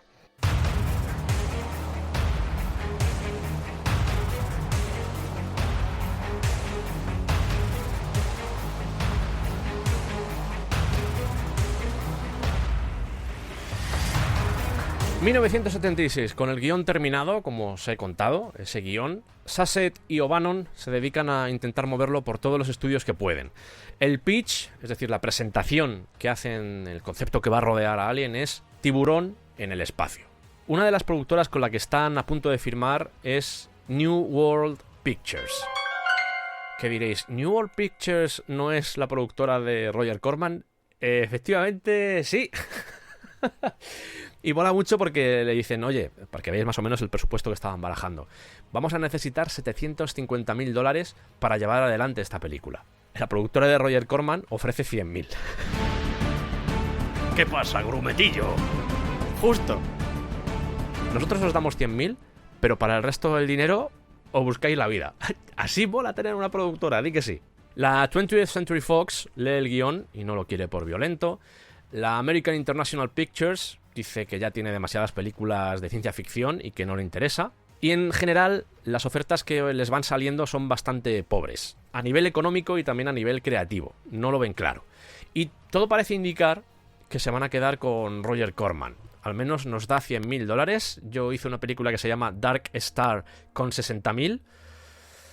Bueno, creo que podemos encontrar financiación en otros sitios. Ahora mismo no sé dónde, pero seguramente lo podamos hacer. Shusett, confía en mí. Y Shusett miró a los ojos de O'Bannon y le dijo... ¿Tú por dónde abres los plátanos? ¿Por el tallo o por la parte de abajo? No, no dijo eso. Le dijo... Bueno, pues nada, pues vamos a ir a por Corman. Y por darle épica, aunque la historia no se cuenta así, pero por darle épica, podemos imaginar a Shusett y a O'Bannon caminando por la calle en dirección a New World Pictures para firmar ese contrato con Roger Corman. Cuando digo Roger Corman, en realidad Roger Corman era el jefe, pero con algún ejecutivo de esa productora, de ese estudio. Y mientras van caminando por la calle se encuentran con un viejo amigo de la escuela de cine de la universidad que se llama Mark Haggard. ¡Hola, qué tal! ¡Hombre! ¿Qué tal, Mark? Estamos intentando vender este guión que se llama Alien, de tiburón en el espacio, no lo quiere nadie. Hola. Vamos a firmar ahora con Roger Corman. Va. ¡No hagáis eso! Que en realidad no, esto lo estoy metiendo yo para darle más épica, ¿vale? Pero me gusta pensar que es así. Dejadme el guión a mí. Estupendo. Pues mira qué bien. Ellos no tenían ningún problema en este momento, pues se lo estaban dando a todo el mundo. La frutería donde iba O'Bannon a comprar... ¿Qué te pongo, guapo? Me pones 2 kilos de melocotones y toma un guión. Me parte un poco la tarde, pero me lo voy a leer. Y Mark Haggard les dice, vale, me he leído el guión y os lo puedo mover a cambio de que me deis un porcentaje. Venga, vale, nos da igual, así que venga, vale. Parece ser que Haggard sabe que hay una nueva compañía que se acaba de montar que se llama Brandywine y que están buscando guiones. En esa compañía había figuras como Gordon Carroll, productor de Pat Garrett y Billy el Niño de Sam Peckinpah, David Giler, guionista y productor de películas como El último testigo o Esta casa es una ruina, y Walter Hill, director, guionista y productor de películas como Los amos de la noche, Límite 48 horas, Con el agua al cuello o Calles de fuego. Haggard se entera de que están buscando guiones y cuenta la historia, que esto es una curiosidad, que no pudo encontrar la entrada a la oficina de Brandywine y le tuvo que entregar el guión de Alien por la ventana a Walter Hill. Deduzco que Haggard se lo entregó a más gente, no solo a este equipo, a esta gente de Brandywine, ya digo, esta productora recién formada, pero aún así llama a O'Bannon y a Shusett y les dice, tendréis que esperar. Pasan unos meses, nos encontramos en junio o julio de 1976 y reciben una llamada por parte de Brandywine. Quieren reunirse con ellos.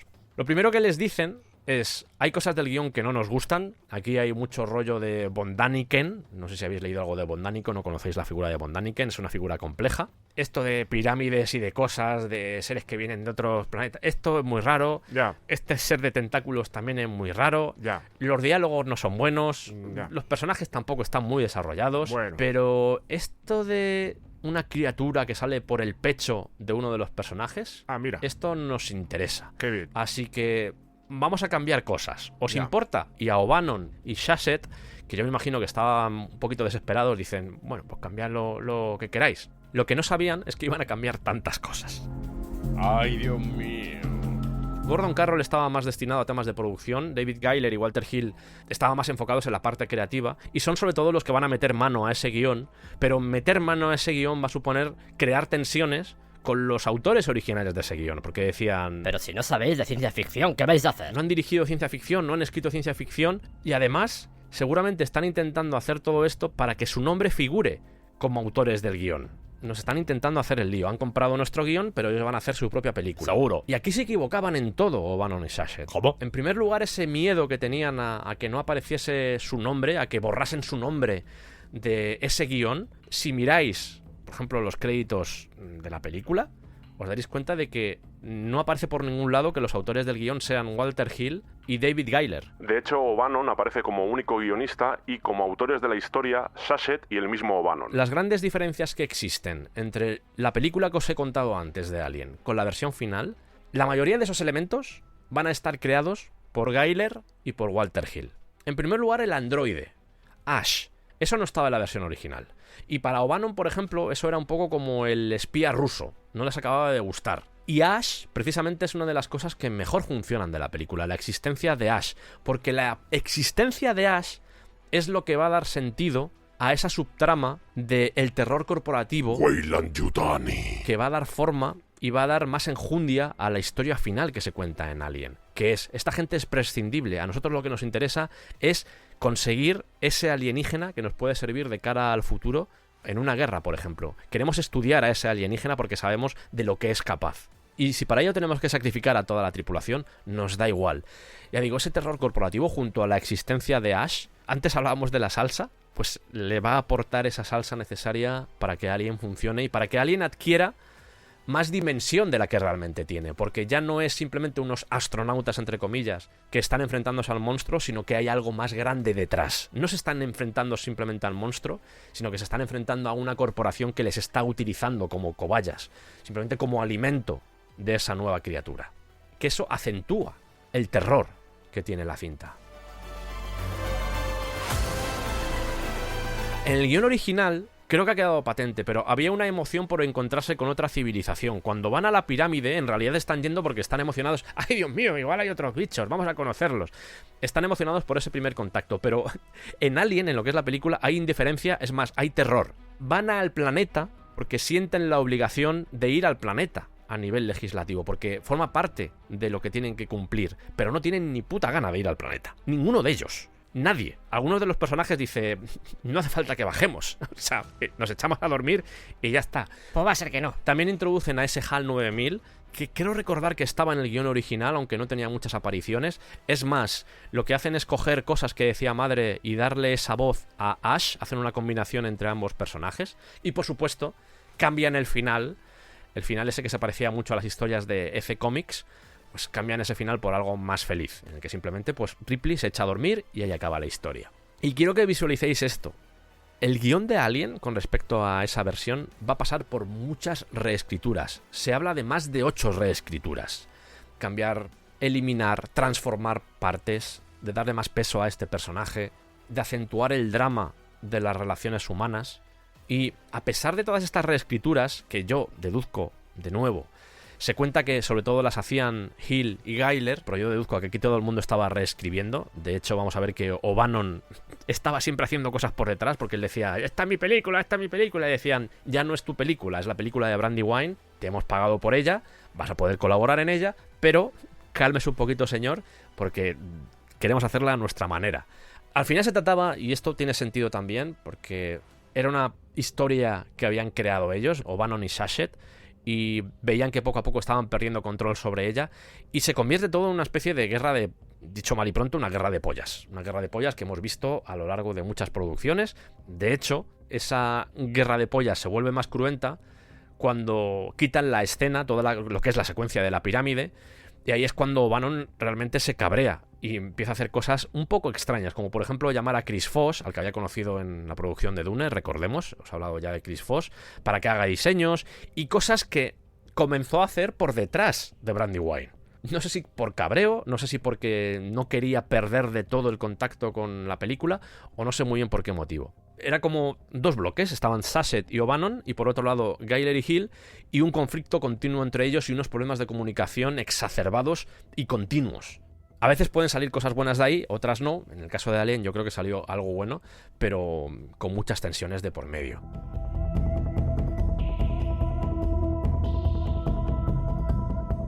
Y si recordáis, antes os he hablado de que a veces los guionistas podemos pecar de pensar como productores o pensar como directores a la hora de desarrollar una escena. Es decir, por ejemplo, tú tienes una persecución y puedes meter explosiones en el guión, es decir, pues explotan 16 coches.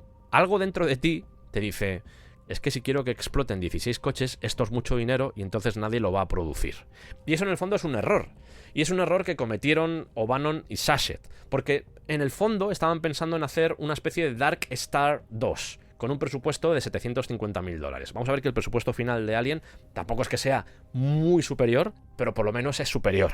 Estaban pensando en un Dark Star 2, cosa que por ejemplo no le pasaba a Giler y a Walter Hill, que intentaban pensar en grande. A pesar de que se cargaran toda la escena de la pirámide, que me imagino que hubiese costado bastante pasta, ellos decían, vamos a intentar hacer esto con la mayor cantidad de dinero posible, pero quitando las cosas que tampoco son tan trascendentales para que la historia funcione. Seguramente por ese motivo, por esa mentalidad de hacer un Dark Star 2, de hacer una película que fuera cutre, seguramente por ese motivo nadie la quiso. O es posible que sucediera algo durante los 70 que cambiara la percepción que existía con respecto a la ciencia ficción. Llegaremos a ese punto. Vamos a ver. El resto de la tripulación está dormida y ya he escuchado varios ruidos.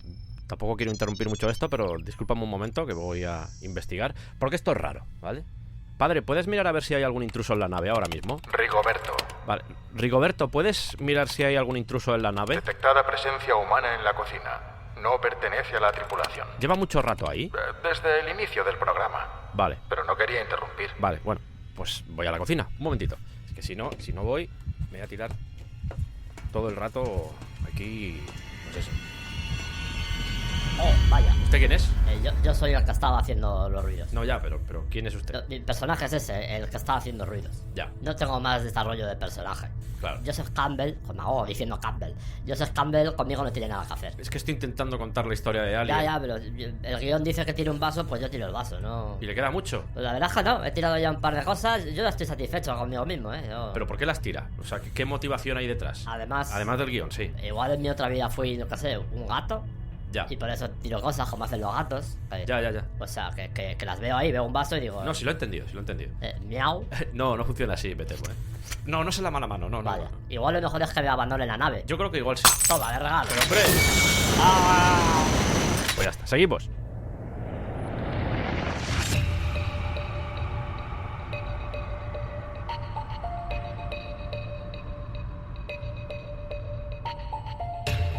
Brandywine tenía bastante contacto con Fox, había buena relación, ya estaban desarrollando nuevas películas, sí. Pero a pesar de todas las reescrituras que había tenido Alien, todavía la Fox se mostraba reticente ante ese film. No querían financiar una película de ciencia ficción, no tenían confianza para hacerlo. Las películas de ciencia ficción suelen ser caras, y ahora mismo la ciencia ficción tampoco está muy de moda. Algo interesante que tenía el guión original de O'Bannon y de Sachette es que con algunos nombres sí se podía jugar a que fueran mujeres, pero por lo general, por las descripciones que hay de los personajes y de sus acciones, todos parecen hombres. A Giler se le ocurre que ese capitán Standard igual podría ser una mujer. Y Hill dice... ¿Y si en vez del capitán de la nave, por qué no cogemos a Martin Robbie, que recordemos es el superviviente de la historia de O'Bannon y de Sachette, por qué no le cambiamos el nombre y el sexo y lo convertimos en el protagonista de la película? Y además, le podemos cambiar el nombre a Ripley. Lo de Ripley viene por una franquicia bastante particular, que creo que empezó en la prensa, de hecho, y luego ya se convirtió en programas de televisión, algunos de ellos incluso presentados por Bruce Campbell, el de Evil Dead. Ya digo esto como curiosidad, es una franquicia que pues cuenta acontecimientos extraños, con objetos que son de difícil catalogación. El concepto, ya digo, es un poco extraño, se llama Ripley's Believe It or Not. Es un poco, yo creo que como Noticias del Mundo, algo que existía aquí en España en los 90, un periódico en el que, pues, un señor de dos cabezas va un poco por ahí. Y este movimiento, este cambio, sorprende a O'Bannon y a Sachette. No para mal, precisamente, dicen, pues oye, igual puede estar bien que la última superviviente sea una mujer. Broussard pasa a ser Parker, Melconis será Ash, el Capitán Standard pasa a llamarse Dallas y será la primera víctima en morir. Esto hablaremos también de la importancia de Psicosis en este concepto, porque el primero que aparece en los títulos de crédito es Tom Skerritt, y Tom Skerritt, bueno, no es el primero en morir, pero casi. Y claro, eso es inesperado. Sucede un poco como con Psicosis, pero ya digo, estos temas los trataremos en el cuarto episodio. Que en el fondo pasa un poco también en Dark Star, que recordemos que tienen al capitán de la nave, lo tienen ahí congelado porque también ha sido como el primero en morir. Y la nave, en vez de Snark, se denominará ahora como Leviatán. Ya os contaré por qué, porque esto es importante. La influencia de la literatura en Alien es, más allá de la temática de la narrativa, que es la que os he contado antes, en los nombres, Joseph Conrad va a tener bastante importancia.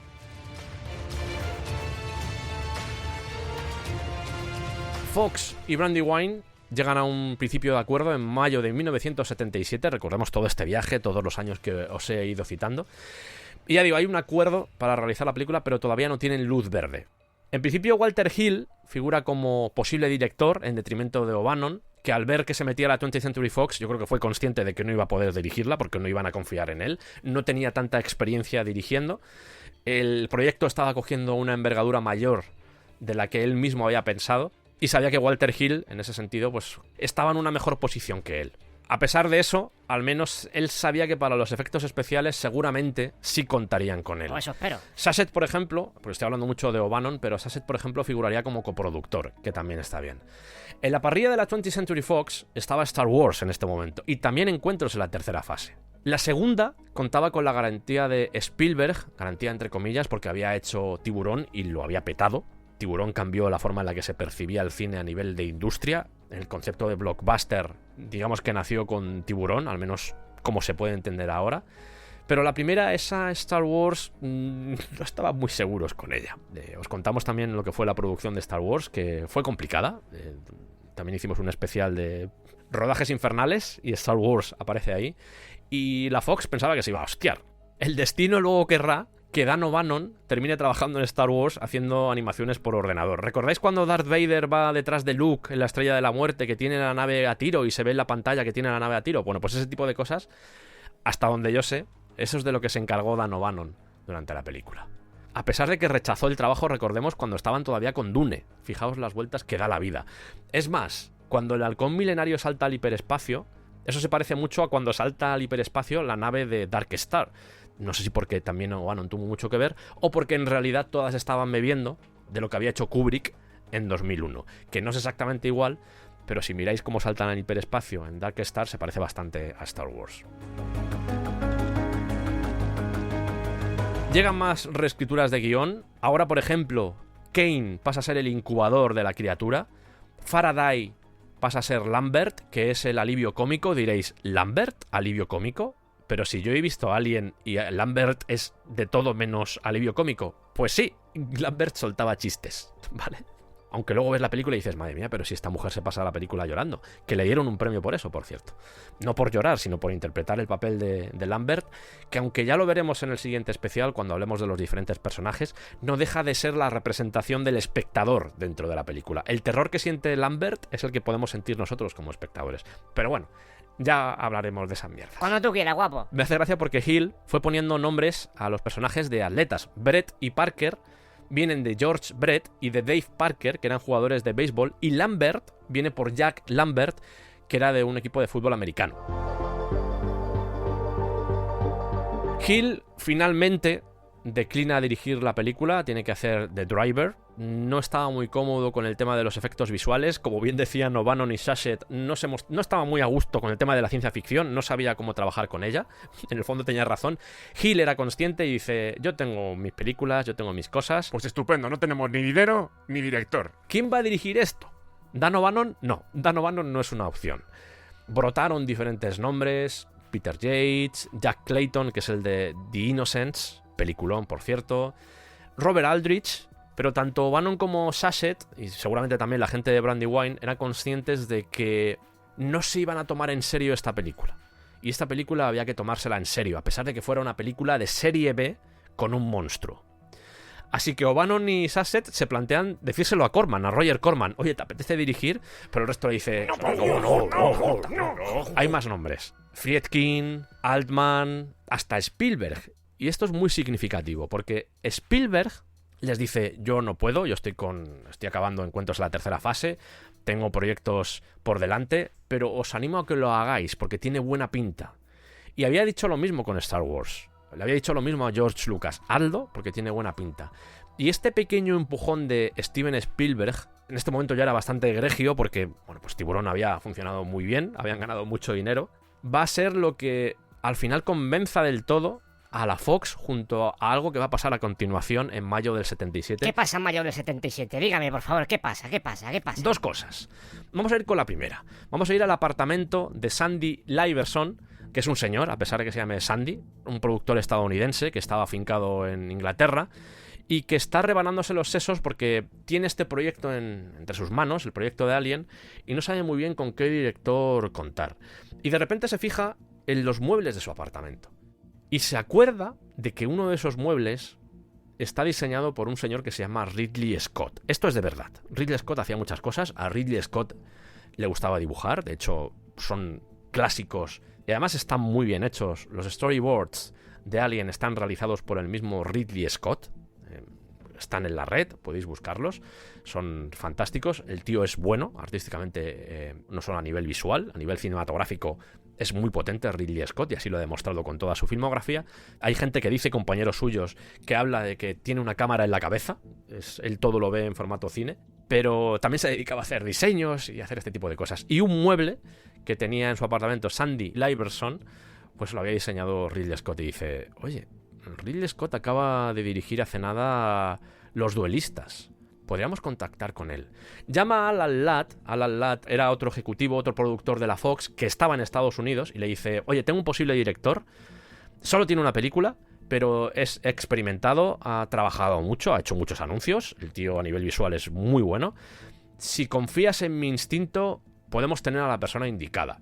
Y tras colgar, le envía una copia del... ¿Cómo? Le envía una copia de Los Duelistas a Ladd. Es decir, envía una copia a la Fox en Estados Unidos. Esa película, Los Duelistas, había debutado en el Festival de Cannes, había funcionado bien. De hecho, entre el público del Festival de Cannes estaba David Giler, que también le va a decir a Alan Ladd, oye, creo que este director puede funcionar bastante bien para Alien. Esto no puede ser una simple coincidencia. Me lo dice Liverson, me lo dice Giler. Bueno, pues voy a prestarle atención a este señor. Scott en ese momento ya había presentado la película, estaba haciendo un poco el tour, él seguía dirigiendo anuncios y preparando a su vez Tristán e Isolda, pero desde un punto de vista post-apocalíptico. Y esto es interesante porque la influencia de Moebius no es solo lo que hemos hablado antes de Jodorowsky, sino que en el caso de Ridley Scott había leído cosas de la revista Heavy Metal, había leído, por ejemplo, el Larzac de Moebius y le estaba influyendo en su visión de lo que iba a ser esa reconstrucción, esa revisión de la historia de Tristán e Isolda. Brandywine están impresionados con el trabajo de Ridley Scott y dicen, pues yo creo que podemos haber encontrado a la persona que estábamos buscando. Es decir, productora, la Fox. Sería distribuidora más bien, ¿eh? Y Brandywine estaban coincidiendo en quién tenía que hacer la película. Pero os he dicho que en mayo del 77 suceden varias cosas. Esta es importante. Lo de la presentación en el Festival de Cannes, todo eso es importante. Pero hay algo que sucede en mayo del 77 que es lo que va a cambiar todo. Lo que va a hacer que finalmente la Fox dé luz verde al proyecto. Porque hasta este momento, ya digo, estaba la cosa dudosa. Si tenéis el apoyo de Spielberg, podemos tener un director. Pero en mayo del 77 se estrena La Guerra de las Galaxias, con todo lo que eso conlleva. Porque se produce un cambio en lo que es la visión de la ciencia ficción. La Guerra de las Galaxias se convierte en un evento que lo cambia todo y que, más allá de lo que puede haber conseguido Solaris, más allá de lo que puede haber conseguido 2001, coloca a la ciencia ficción en un nivel diferente al que estaba en ese momento. E indirectamente, esto provoca que la Fox sienta prisas por sacar productos espaciales. Hemos visto a lo largo de esta historia que había reticencias continuas, le pusieron todo tipo de obstáculos a O'Bannon y a Sassett a la hora de desarrollar ese guión porque no querían hacer historias de ciencia ficción. La Fox pensaba que se la iba a pegar con Star Wars y se dan cuenta de que funciona y dicen, este tirón tenemos que aprovecharlo. Va a haber una segunda parte, va a haber el Imperio Contraataca en el 79. Pero mientras tanto, queremos desarrollar más productos espaciales, porque la gente está ávida de productos espaciales. O'Bannon es consciente de esto. O'Bannon ha participado en Star Wars y en cierto modo se siente parte del éxito de Star Wars. Y ya en julio del 77, os lo contaremos en el especial dedicado a Giger y al Alien, a la figura del Alien, ya mantiene una primera conversación con Giger, porque se da cuenta de que igual les puede servir en el futuro. Me gustan mucho las cosas raras que hace Giger. Eso está muy bien, pero pagadme. Es que piden mucho dinero, ¿eh? Claro, es que soy bueno. Eso es verdad. ¿Nota cómo le estoy escrutando por teléfono? Sí, por favor, pare ya. Mire cómo le escruto, mire cómo le escruto. O'Bannon. Música de escrutar. 31 de octubre de 1977, finalmente hay luz verde, con su presupuesto y con todo, después del éxito de Star Wars. El estudio tiene un interés por continuar esa senda de películas de ciencia ficción, de películas espaciales. El hecho de que durante años este género se hubiese denostado, más allá del éxito que podía haber tenido El planeta de los simios y otras similares, el hecho de que hubiese estado tan denostado hace que no hubiera muchos guiones disponibles, y el primero que estaba en la pila de guiones y de historias que se podían hacer era el de Alien, y dijeron, pues bueno, vamos a tirar con el de Alien. Y me gusta mucho la definición, porque Star Wars, a ojos, no sé si esto es de O'Bannon, de Sachet, de alguien de Brandywine, lo desconozco, pero a ojos de ellos, Star Wars sería como los Beatles y Alien sería como los Rolling Stones, que yo creo que como catalogación es interesante.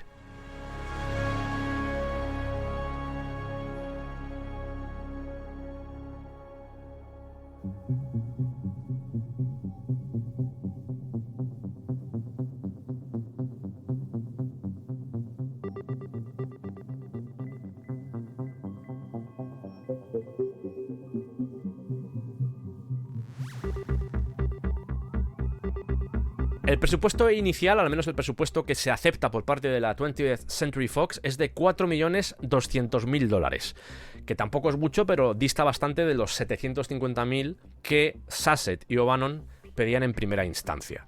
En principio, la forma de pagarlo, la forma de financiar esta película, va a ser estadounidense, pero utilizando a la 20th Century Fox británica como subsidiaria. Muchas producciones, Superman, Kubrick lo hacía continuamente. Kubrick no hacía más que rodar en Inglaterra precisamente por esto, porque le salía más barato. George Lucas exactamente igual. Star Wars, sin ir más lejos, está rodada también allí. No todo, obviamente, hay cosas que están rodadas en el continente africano, pero gran parte de lo que son el modelaje, escenas rodadas en estudio, pues se hicieron en Inglaterra. Todo esto se debe a una cosa que se llamaba el EADI Levy. Impuesto que tenían las taquillas del Reino Unido destinado a apoyar la industria cinematográfica británica. ¿Qué quiere decir esto? Que al hacer una coproducción entre Estados Unidos e Inglaterra se aprovechaban de este tipo de impuestos y este tipo de subvenciones, y todo el tema, por ejemplo, de tasas, todo el tema de impuestos, se lo ahorraban. Por lo que una producción salía mucho más barata de hacer en Inglaterra que en Estados Unidos. Además, hay que recordar que Ridley Scott era británico, por lo que pues todo pintaba bastante bien. Sobre todo si Ridley Scott quería hacerla. ¡Ciencia! ¡Ciencia! Llegamos a noviembre de 1977, porque ya digo que Ridley Scott todavía pues no... Ridley Scott está diciendo, escucho voces, pero no sé por dónde vienen. Así que es Sandy Liverson, que se llama Sanford, por si tenéis también curiosidad, el que le enseña el guión a Scott, más que nada porque los dos se hallaban en Inglaterra. Y Scott ya conocía a Liverson de otras producciones. Hola. Le dicen que ha habido 6 directores antes de él que han rechazado la oferta. Él dice, Tú léelo. vale, no pasa nada. Venga. Pero claro, le llama la atención algunos elementos. En primer lugar, que la heroína sea una mujer. Eso dice, esto me gusta. La paranoia corporativa, el hecho de que haya una gran compañía para la que los seres humanos son totalmente prescindibles, cuyo interés es simplemente recuperar a ese alien. Eso también le interesa. Normal. Y también el subtexto con las diferentes clases sociales dentro de la nave. Él era consciente de que Hill y Giler eran buenos escritores, que hacían buenos guiones, pero él tenía que visualizarlo como director, y estos elementos, por lo menos a nivel de subtexto, a nivel de, por ejemplo, de las clases sociales, él veía que podía explotarlo. Ese tema incluso de la claustrofobia también podía ser fácilmente explotable. Está todo bien, está todo perfecto, lo estoy visualizando, estoy viendo la película, pero tengo un problema. ¿Cuál? El monstruo. Hostia. Siempre que he visto estos monstruos en pantalla, lo bueno de 2001 es que no había monstruo, y por eso funcionaba, por eso era real. Pero vosotros queréis meter a un monstruo, y lo de meter a un tío vestido con un traje de goma a mí me echa para atrás. No termino de verlo. Vaya. En ese momento Scott estaba perfilando los detalles para hacer Tristán e Isolda, con la Paramount además, ni siquiera era con la Fox, era con la Paramount.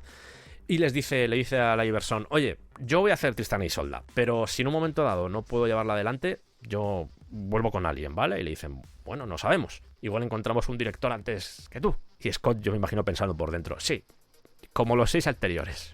Para Tristán e Isolda, Ridley Scott escoge a Gerald Vaughan Hughes para hacer el guión, y esto no acaba de gustar al estudio. La versión que presentan no gusta al estudio, esto es muy raro, quieres hacer algo aquí como posapocalíptico, una historia, un drama, que no entendemos esto, así que tiran el proyecto abajo. Estamos más o menos en diciembre del 77, enero del 78. Sandy, querido amigo, soy Ridley Scott. ¿Está Alien todavía libre? Si lo quieres es tuyo. Pues pa'lante. Alien tendrá por fin su director, y él le va a pedir un 5% de taquilla. está bien que me paguéis, yo lo que me paguéis está bien, pero quiero un 5% de taquilla. Así que por lo menos eso evidencia que tenía bastante confianza.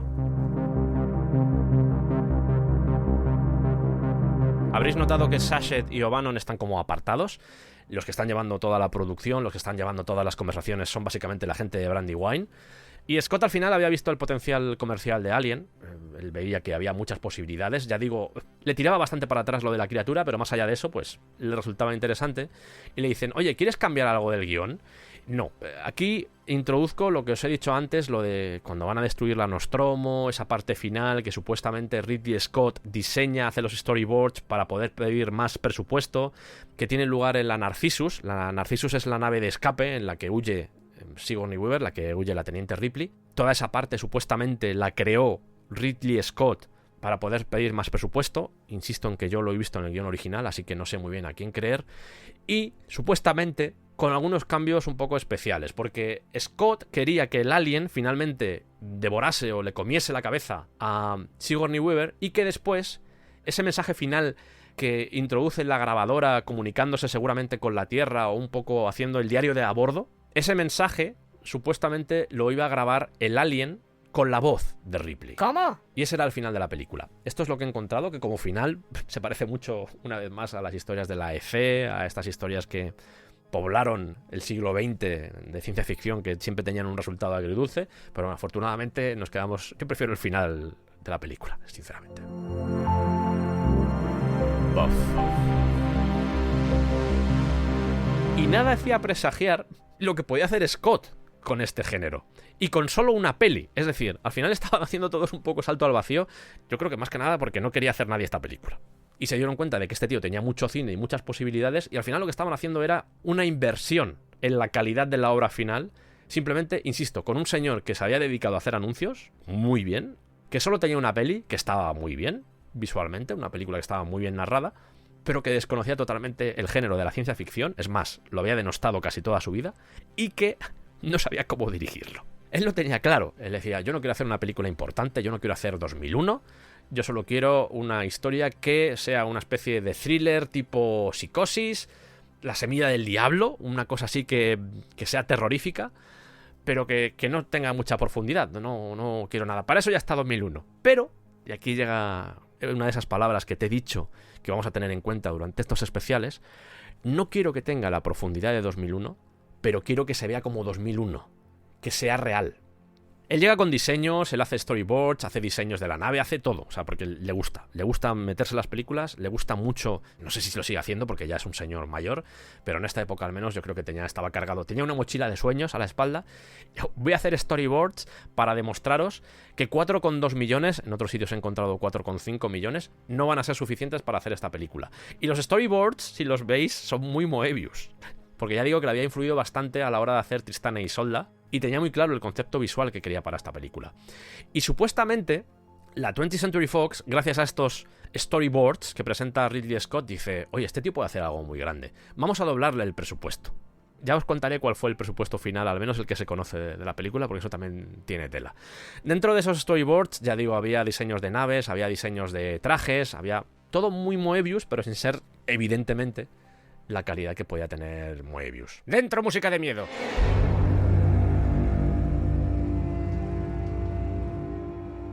El tema es que, como os he dicho, él no controlaba este género, no controlaba ni el género de la ciencia ficción, ni controlaba el género que realmente le interesaba, porque más allá de todos estos diseños, más allá de esta visión futurista, más allá de que 2001 estuviera siempre planeando durante toda la producción, al menos visualmente, él lo que quería contar era una historia de terror. A él lo que le interesaba era eso. Es más, no quería hacer una película de terror, sino sobre el terror. Y él mismo es consciente, y esto os va a llamar la atención, porque al final parece un niño que acaba de descubrir un nuevo género. Él es consciente de que no sabe dar miedo, de que no conoce los códigos del terror. He traído mucho entusiasmo, he traído nuevas ideas, todo el mundo está bastante contento con Ridley Scott, pero no sé dar miedo, no sé cómo dar miedo. Le pregunta a la gente de Brandywine, a O'Bannon, a todos, les pregunta, oye, ¿qué me recomendáis ver para que yo pueda aprender cómo dar miedo? Y le dicen, pues mira, te puedes ver La invasión de los ultracuerpos, te puedes ver Psicosis, te puedes ver La noche de los muertos vivientes, todas esas se las ve. La matanza de Texas, que es una película que le impresiona especialmente, y por supuesto El exorcista, que dice, madre mía, El exorcista. Y de ver cine que hasta ese momento no le había interesado, es de donde saca las ideas para poder asustar durante la filmación de Alien. Y esto me parece magnífico. Y evidencia una vez más la calidad visual que tiene este señor y la calidad que tiene a la hora de contar historias este señor. No sé hacer algo, voy a aprender a hacerlo, voy a ver estas películas, voy a diseccionarlas para entender cómo funciona el paradigma, para entender cómo funciona el código que están utilizando los directores, tanto Friedkin como Romero, quien sea. Hopper, me da igual. Quiero entender qué da miedo. Y eso va a ser lo que va a marcar un antes y un después también, no solo en la producción en sí, sino también en la forma de ver el cine de Ridley Scott. Porque, insisto una vez más, no es tanto una película de ciencia ficción, sino una película sobre el terror, sobre el miedo.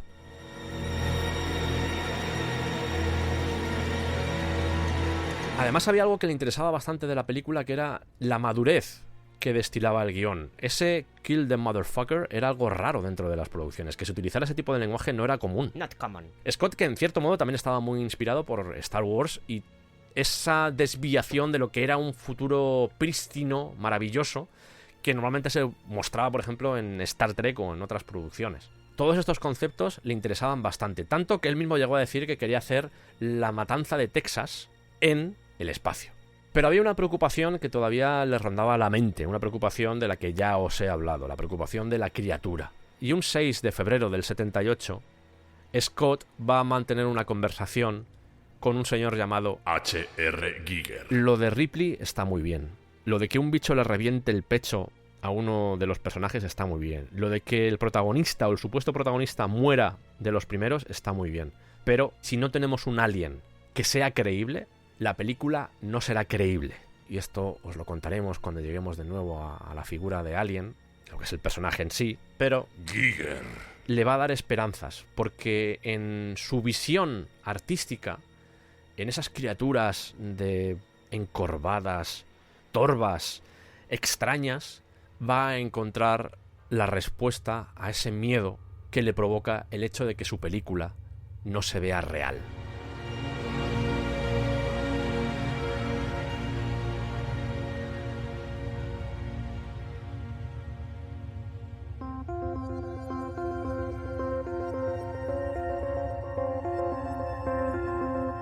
Y os hemos contado todo el tema del guión y ahora es el momento de tratar pues todo lo que rodea a los personajes, todo lo que rodea al... Sergio, ¿Qué tal, Santi? ¿No te he despertado? ¿Estabas en la cápsula? a ver, café, ¿vale? Luego ya hablamos. Estaba contando aquí un poco lo que es la historia de Alien, todo lo que fue el proceso del guión. Lo he contado ya. Iba a pasar ahora al tema de los personajes, que yo no sé si quieres tú contar algo de los personajes. Sí, pero ¿cuánto tiempo llevo yo ahí empantanado en la sala de hibernación? Fácilmente puedes llevar, si no calculo mal, han sido como 4 o 5 meses. Vale.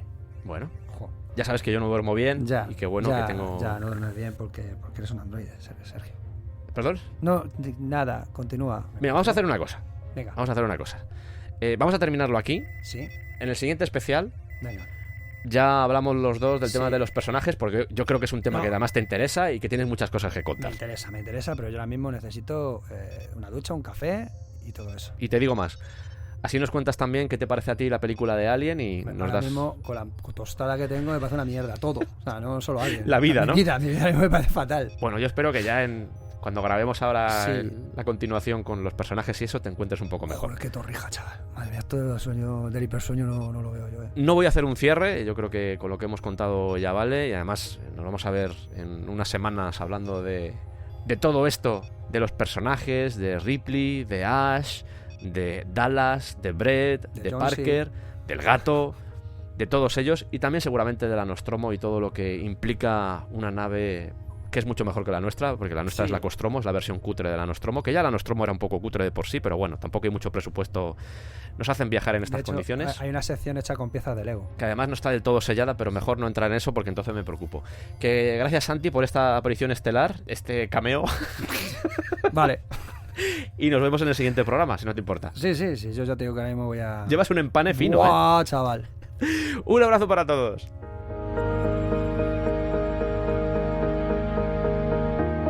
Y por supuesto un gran agradecimiento a la inteligencia artificial de la nave, a Padre. Rigoberto. Eso, Rigoberto. Gracias a Juan Carlos Albarracín por prestarnos su voz. Juan Carlos Albarracín, de Cuentos de la Casa de la Bruja, canal recomendado, vozarrón y un tío estupendo. Muchas gracias, Juan Carlos. A ti. Qué bonito todo.